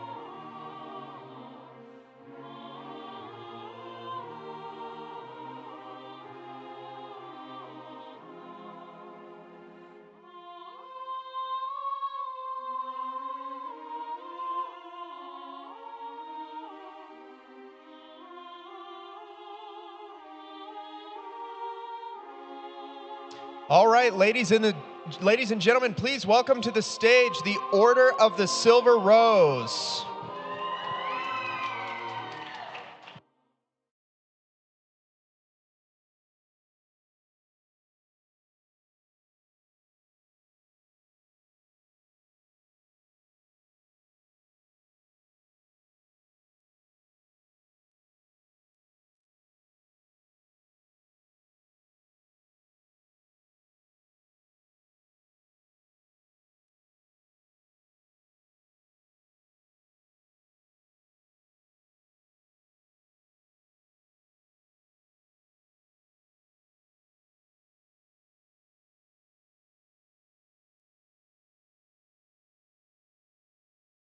Testing.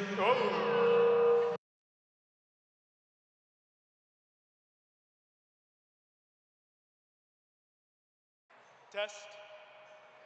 I gotta hold it out here. Okay. Here's good now? Great. Welcome, everyone. We're the Order of the Silver Rose. We're Utah's armored combat competitive team. We're the only place to train if you want to learn how to do this crazy sport that we do. So today, we're not going to do a lot of striking, we're not going to do a lot of gameplay, but we're going to kind of walk you guys through what we do. We're going to talk a little bit about the different things that we do on the field. Yeah. First, introductions. I gotta watch out with this buckler. I am Mark. I'm also the Steelbound DM here at We Geek Together, if you're looking for a campaign to join. I've been fighting for about 3.5 years, and we're gonna go down the line. Hello. Hello. Hi, I'm Wyatt. I've been fighting for, I think I've been fighting for 3 years, 2.5, I don't remember. You've been fighting longer than I have. Yeah, 3. I've been hitting the head enough, I don't remember. My name's Eliza. I'm really loud. I've been fighting for 3 years, 3.5, but I've been out just for a year with the ACL injury, so I just barely recovered enough to start fighting again. And I fight on the Roses women's team. It's pretty much just me, so yeah. Yeah, my name's Dallin, and I've been fighting for a little over 2 years now.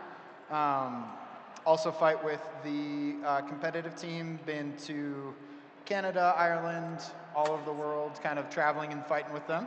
So, yeah. How's it going, y'all? My name is O2. I've been fighting with the Roses since they started. I've been fighting in this sport for about 4 or 5 years, give or take, off and on. This is a great sport. It's very cathartic. If you have like any kind of therapy issues, come over here. We get them out in sweat equity. It's lovely.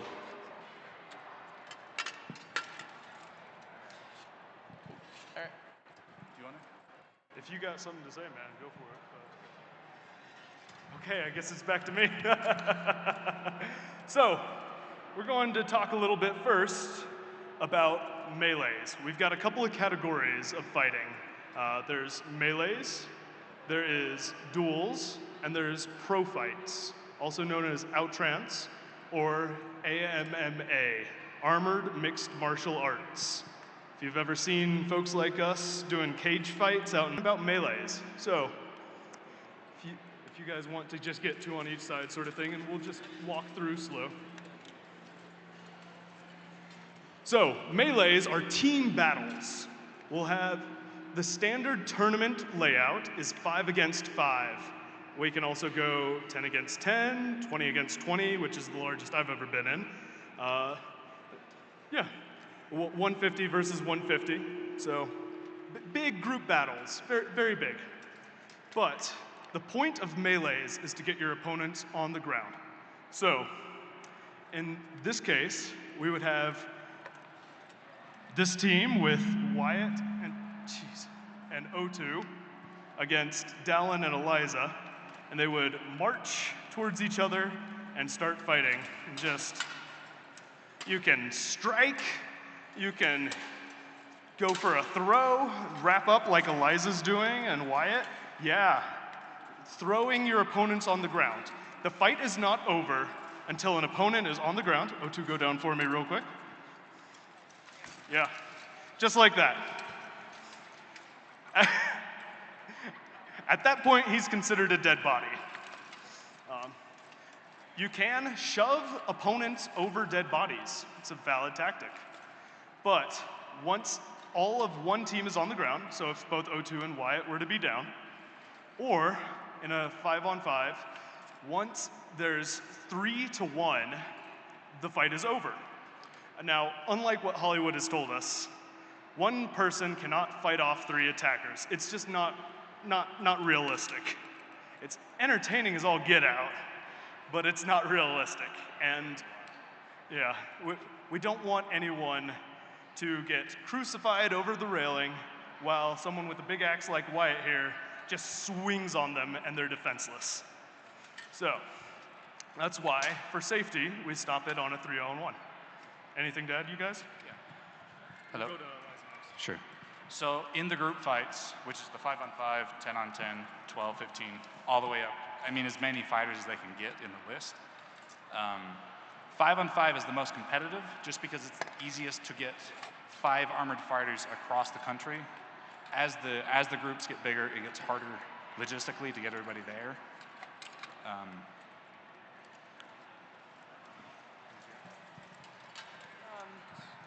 Sure.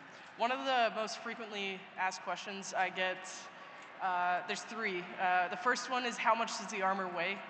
And the answer to that is, it varies depending on the size of the person, but typically most fighters have a 70 to 80 pounds. Our lightest kit on the team, or that I've ever seen, is about 60, and the heaviest I've ever seen is 120 pounds. It gets pretty heavy. The bigger you are, the more steel you need to cover you. The second most commonly asked question I get is, does it hurt, and do you get injured? The answer to that is yes. Like I said, I just came off like a really big ACL tear injury, but we get all manner of bumps and bruises and breaks and bleeding and split thumbnails, and I mean, yeah, it gets pretty bad. Well, I don't know, you guys get split eyebrows a lot, I feel, is very common. The helmet will like bite onto you. So yes, it hurts, and yes, it can injure you. And also, I get asked a lot if it's scripted, and that's also no.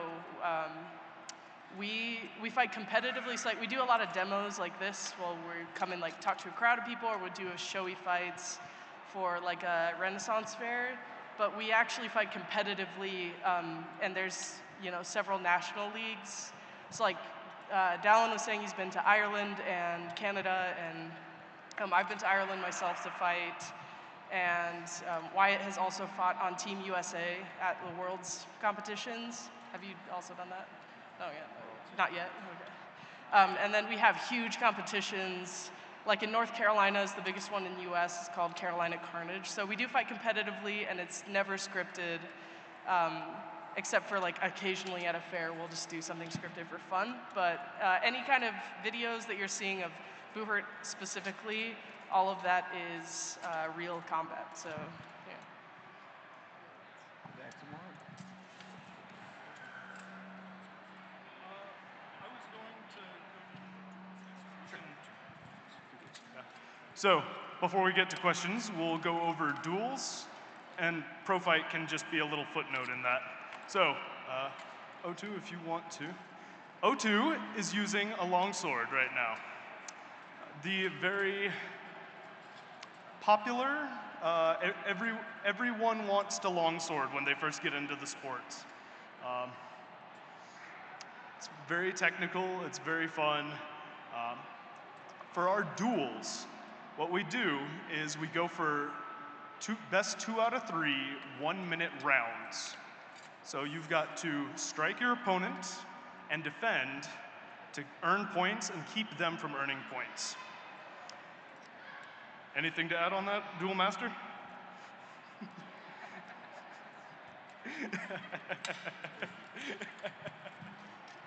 All right, so longsword, just like any other duel, is point-based. You have striking zones that you can hit, striking zones you can't hit. One of the biggest things with this, so striking zones you can hit are everything. So everything except for this. So strikes to the groin are illegal everywhere. Strikes to the feet don't even count points. So you can hit it, but it doesn't even matter. Things like punching and kicking you can do, but they don't get any points. So one thing that the refs watch for is edge alignment. So if I'm striking like this, it's not going to hit. It's not going to count any points. It's like this. And if I'm striking really soft, like I'm just coming like this, like I'm not going to get any points for that either. Like you have to actually wind up and strike. That was one arm, so yeah. So now we've got Eliza with an arming sword and a buckler. So an arming sword or short sword, it's a lot smaller as you can see. These are for one-handed sort of duels. This is where you have your defense of a shield or a buckler against the offense of your other-handed arming sword. So sword and buckler is different from all other duel categories because it is not timed. It is first to 5 strikes wins. That's why it's generally the fastest of all the duel categories. Strikes on the buckler do not count. Only strikes on the body, on the head, on the chest, on the arms, depending on the leagues, the gauntlets as well. Okay. And for sword and buckler, and I think sword and shield as well, it's only waist up strikes that count for points. Legs will annoy your opponent. They'll hurt. They'll feel them and go, ah, and they'll shift, but they won't count for points. Anything else, Dad? So, sword and buckler is my favorite, other than longsword, but everybody loves longsword, so I'm not very unique for that. Sword and buckler is really interesting. Like you said, it only goes to 5 strikes, so your precision has to be like insanely accurate because you have to beat your opponent to 5 strikes, which means the matches are much faster. So there's a lot of really fun techniques you can do. Sword and buckler and sword and shield, which I don't know if we brought any shields out here, but like the big traditional knight kite shield we do. It's very difficult to get around that shield because even like you might look at this teeny little shield and be like, wow, that's so small. But like relatively, here, O2, come here. So like this is really small if I fight like this. I'm fighting like this with O2. All of a sudden, this shield just got like 100% bigger to him and much more difficult to see me. So with sword and buckler, you have to be very good with your shield placement. It's not just for like moving to strikes to block them. It's to get in front of your opponent, block their viewpoints. So if I'm doing this, go ahead and throw some strikes around that. Very easy to get around my shield. But the second that it comes out here, much easier, very little movement required of me to get in front of his shield, or in front of his sword. So, interesting fact, it does get tiring. This weighs about 5 pounds maybe, which doesn't seem like a lot, but when your arm also weighs 10 pounds and you're holding it out here. Sword and buckler is also very like fancy as far as duels go. Like with a longsword, you're pretty far back like this, you know. You can get up in there, but with here, we're throwing a lot of strikes, like, here, White. Like a very popular one is called a back wrap, where you'll throw a strike to your opponent like this, and when they raise to block, you'll twist your wrist and hit them behind. I can't hit him in the head because he's not wearing a helmet, but that's a very popular one. Just happens like this. You'll hit them in the back of the head, and that will score you a point while protecting yourself. Another popular is we call swiping the credit card, which is where I'll throw a fake strike straight down the front and intentionally miss, and then I'll step around his weapon and hit behind him. So we swipe the credit card and come around the side. Stepping offline is also what that's called, because like your forward and back is your line. So very easy to block that way. But as soon as you start fighting someone, you're going to want to try to step offline to get around their weapon before they get you. So it's a little dual rundown. Yep. And then one quick note on pro fights. It's generally the same type of weapon, and it goes to the ground. So last night, Dallin and I were practicing this, and we went to the ground. He landed on top of me. I rolled on top of him, and then started punching him while he was on the ground. It's a lot of fun. Now we're going to go into armors. So what I'm wearing right here is full plate. It's a Cuirass. I think it's mid-1400s, 1420 Italian plate, if I know right. I'm not really a historian, sorry guys.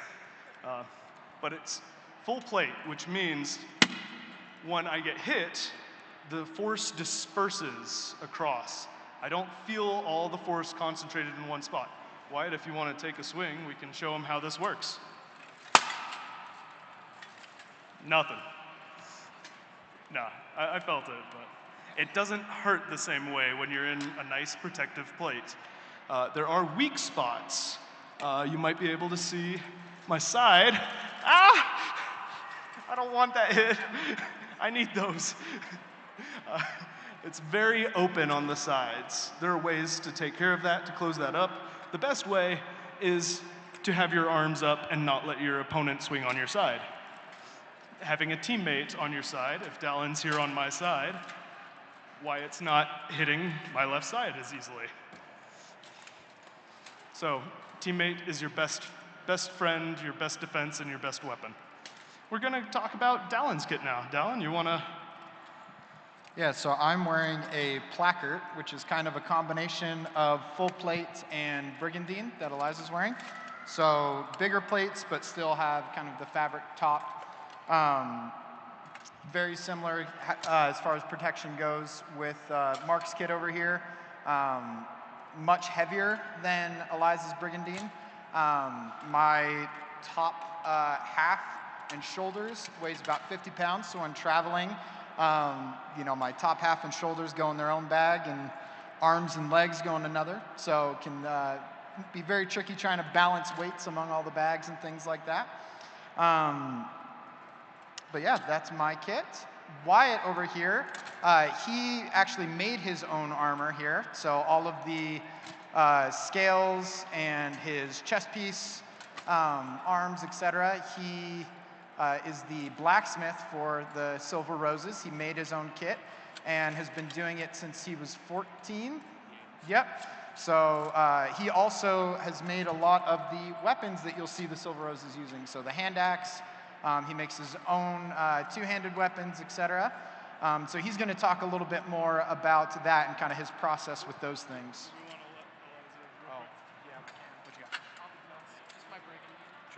Yeah, I have a very, my armor is, I'll just go really quickly.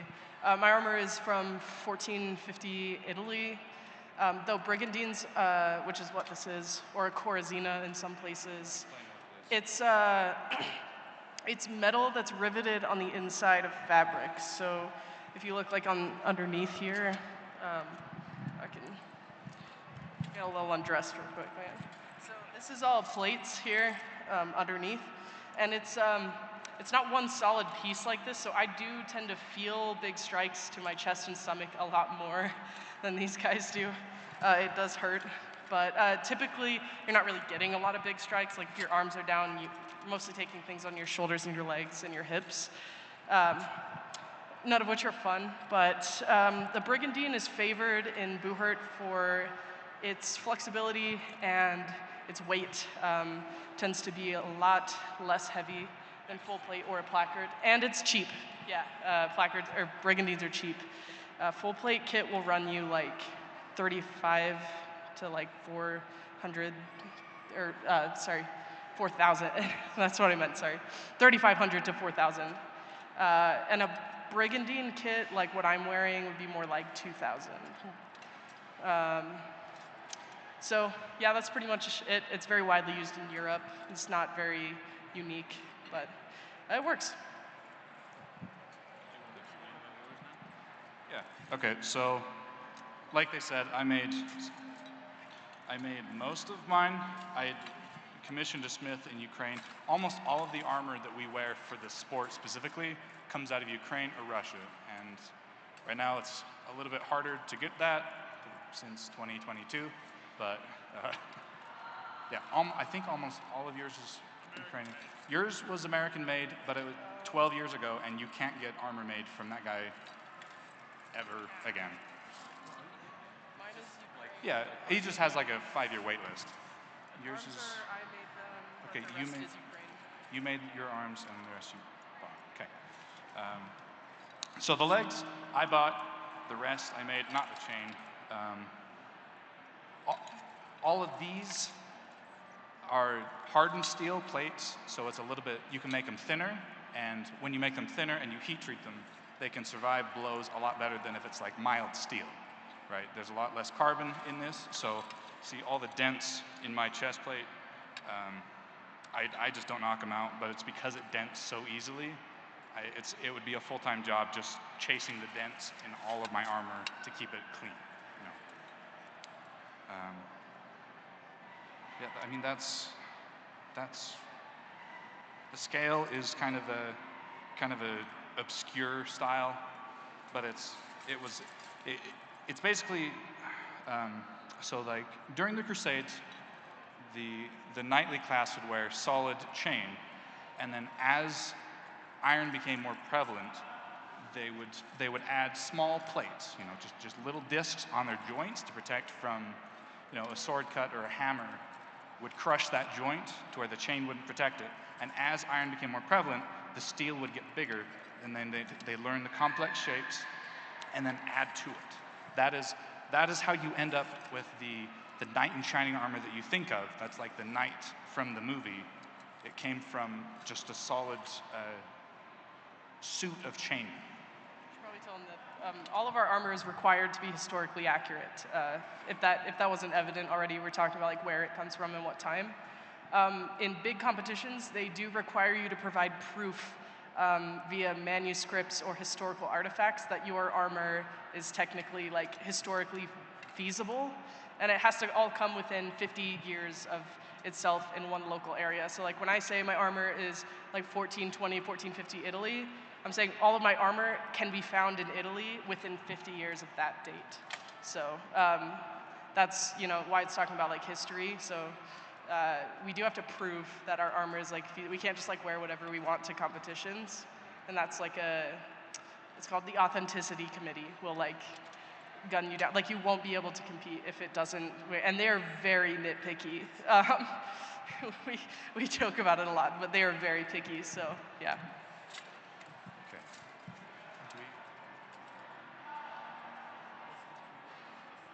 Does anyone have any questions? I know this is kind of a lot of information all at once, but.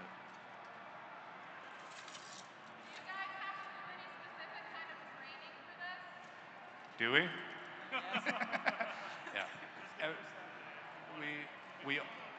We all train outside of sports practice, lifting weights, running. And then we have 2 practices running now, right? During the week? Yeah, Thursday nights and Saturdays. Yeah. So we're practicing twice a week. We're trying to build back up a competitive lineup. No, repeat the question into the mic. Oh, my bad. So the. Do we have to do something? All right, so the question was, is there any kind of training that we have to do for the sport? So just like Wyatt was saying, yes, there is a lot of different trainings that we have to do for the sport just so that we don't get injured.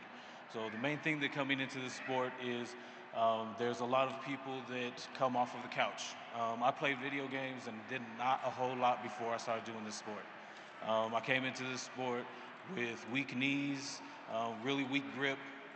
My joints weren't all that strong, so I had to do a lot of strength training with my joints and with my grip, just so that I could hold the sword and not drop it when I'm fighting.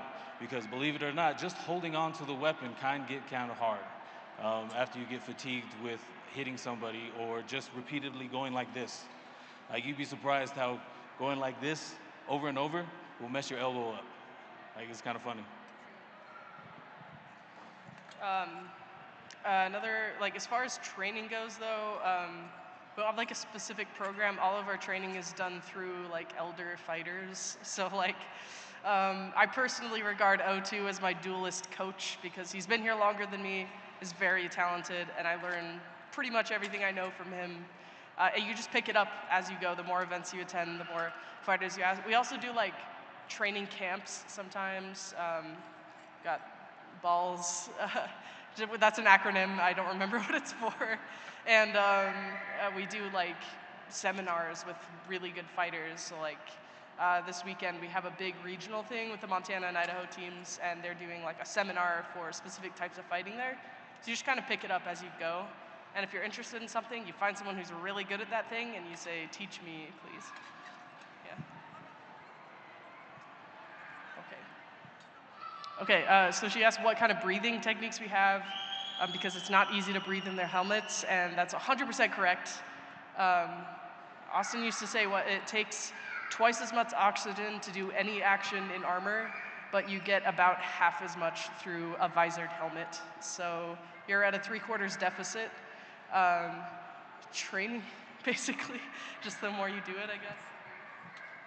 Yeah, lots of fighters like doing on like Wim Hof breathing. If you've ever heard of him, he's big on social media talking about different breathing techniques, but essentially it's breathing in, holding your breath for extended periods of time, then breathing out and holding your breath with no air in your lungs, things like that. That kind of helps train your brain to not panic when you aren't breathing or you're not getting as much oxygen. You know, square breathing, so like breathing in for 4, holding for 4, breathing out for 4, things like that. A lot of it is more of a mental game when you're in the helmet and you're in the middle of a fight and having to remind yourself to breathe and not just, you know, getting panicky. It's sometimes referred to as helmet horror, where you just feel like you can't get enough air. A lot of the roses, Eliza, do you want to go grab one of the wolf ribs? A lot of the roses will fight with what's called a wolf rib helmet. It's essentially like a medieval football helmet. It's much more open and much easier to breathe out of than the traditional helmet that you might picture of a knight in shining armor with the, you know, visored faceplate. Lots and lots of fighters love the look of the visored helmets, and they get them because that's what they picture a knight in. And then they wear it 1 or 2 times and realize how horrible it is to breathe, and then they switch over to a more visible and breathable helmet kind of thing. The problem with the visored helmets is they don't let light or air in. If you don't get air into the helmet, you cannot breathe. If you can't get light into the helmet, you cannot see. Hence why we recommend wolf ribs. Any other questions? Yes, in the back. Can you come up so we can hear? Yeah, picture, absolutely. Any other questions?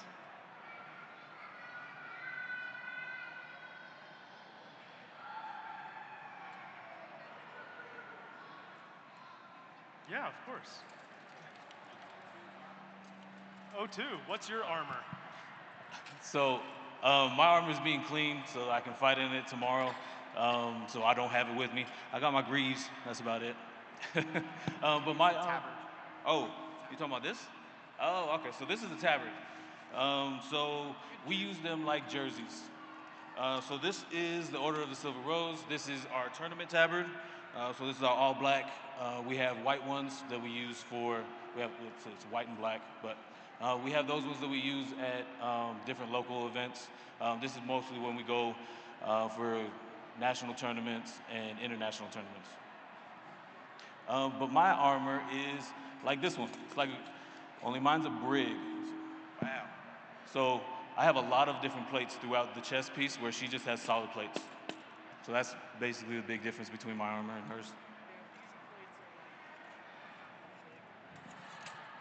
Oh, just that these plates are about as big as like what you see here. That's all one solid piece, like I was saying.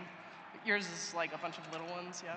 Okay. That's also like a stylistic thing. Like when I say mine's Italian, that's something that you find really commonly in Italian armor, is like the exaggerated chest piece and the solid in the brig.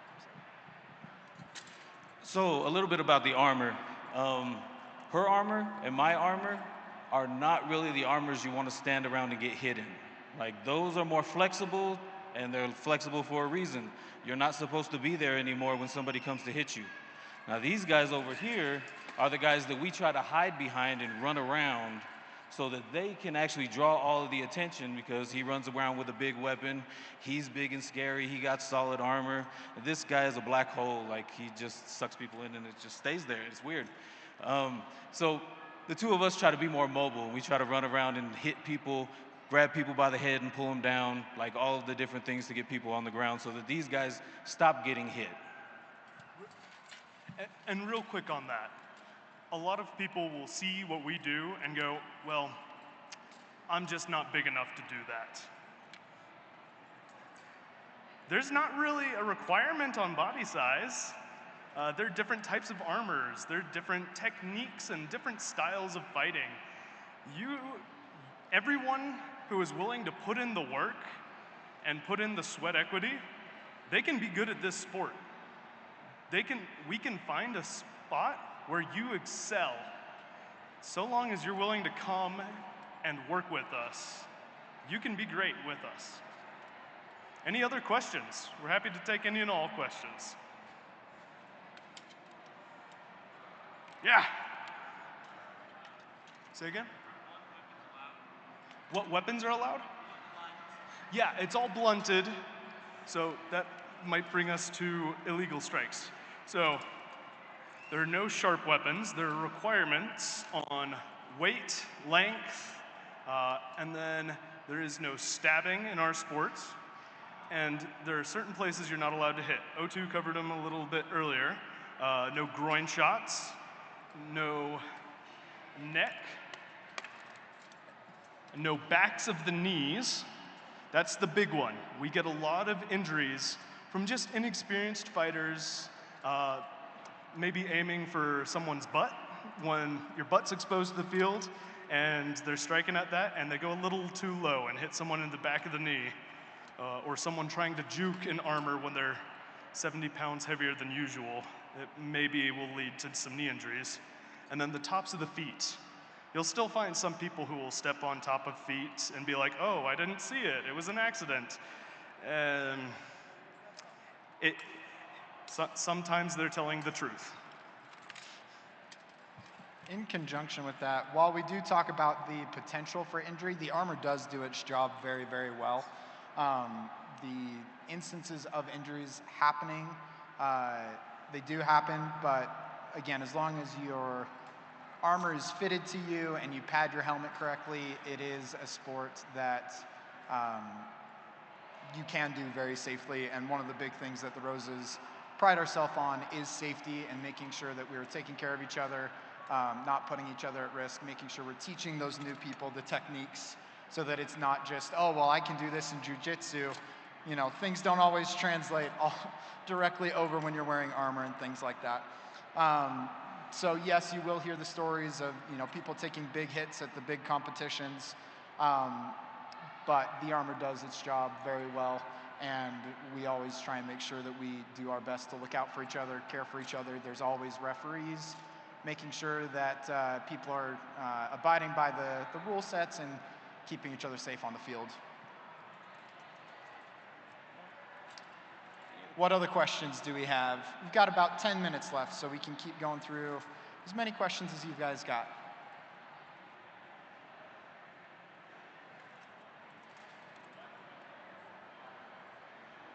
Yeah, so the question is, what weapons are actually allowed?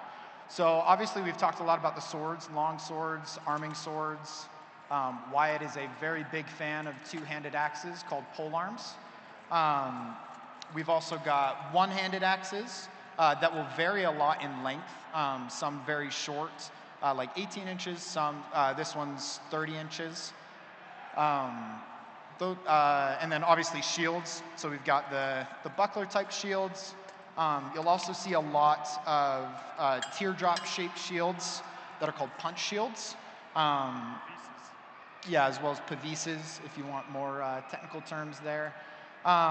Maces, you can use those as well. Each weapon type, like was kind of previously mentioned, will have different specifications. So polearms will have a minimum length of how long they need to be, as well as minimum weights and maximum weights. Things like maces will have a certain weight limit as well so that they don't get too heavy, because they were primarily used to get through armor and injure people. And so again, they will have weight limits and things like that. Again, to do our best to prevent those injuries and things like that.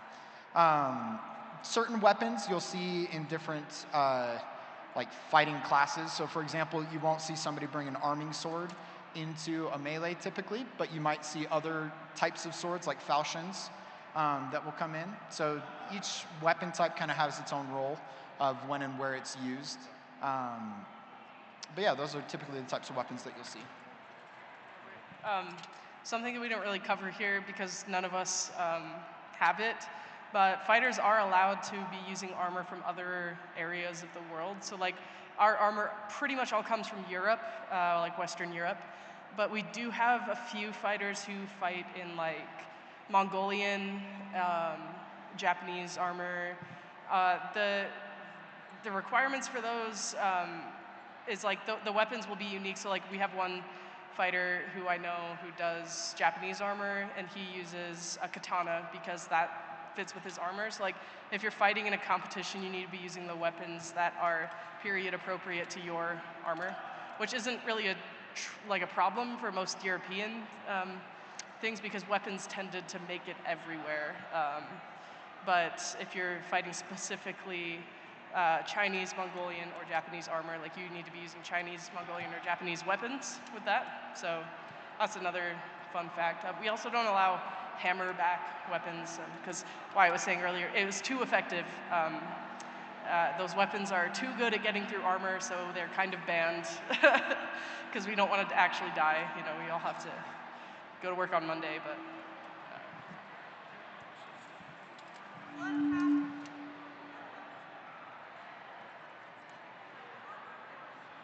Oh, okay. Oh, she asked what happens if your weapon gets stuck in someone else's armor or a shield. Yeah, they'll tear it out. Typically, if you drop a weapon, if it gets too stuck and you can't get it out, we do have a rule where if you don't have a weapon in your hand, you cannot offensively fight. You can defend yourself, but you cannot like throw punches, kicks, strikes. Like you can't try to fight back in any way. So what you have to do is run back to your team's side of the list to grab a new weapon. Yeah, you protect yourself. And you run scared to the back of the list. You get yourself a new one, and then you go back out into the fight. So we'll have like weapons laying on the back of the list when a fight starts. You have to go get a new one. If it does get really stuck, you can actually use that to your advantage. These big beardy axes, a lot of people will try, or the little ones, they'll get it hooked into somebody's armor and use that to grapple them. But it can be a disadvantage if you hook somewhere you didn't mean to hook and then you're stuck there. So it's just kind of a give and take. Question?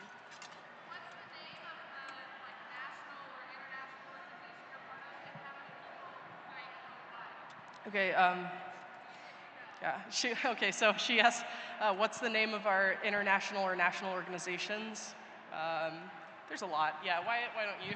Yeah, so internationally, there are two main groups. So there's Buhurt International, which Buhurt is the old French word for what we do. Buhurt International is the really stringent on authenticity. I think they're actually the bigger group at this point. Yeah. And then IMCF, which that is what I fought at to represent the country last year in Mexico.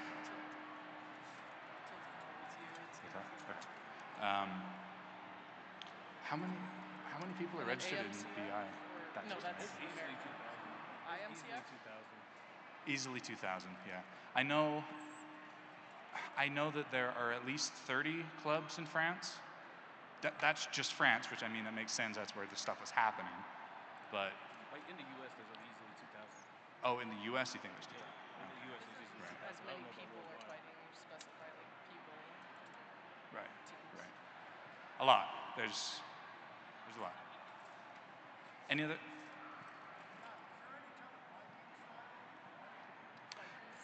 Okay, so he asked, is there any kind of Viking style of fighting? There's a little, if you go like a Byzantine kit, you can get close to it. The problem with Viking armor is that it was 300 or 400 years before when this would have been on the battlefield or in the tournament setting. You don't want to wear just chain when you do this because you won't be able to go to work the next day. So, unfortunately, because a lot of the Viking kits are really cool. There are certain other organizations that are specifically for like kind of the Viking style. They use less armor. So not in the sport that we do, but there are other organizations out there that you can find that do focus on the more Viking historical fighting and things like that. So, to wrap up, fighting is fun. You should come do it. If you don't feel comfortable joining in just yet, that's fine. You should definitely follow us, Instagram, the Order of the Silver Rose. We don't have any of our socials or contact information up. I don't know why I was pointing at the back screen. But if you reach out to us on Instagram, you should be able to get a hold of us. Feel free to just take a look at what we do. Come to a practice sometime. Come to a practice, get a feel for what it's like, join in, give it a shot. And if you don't like it, there's no commitment.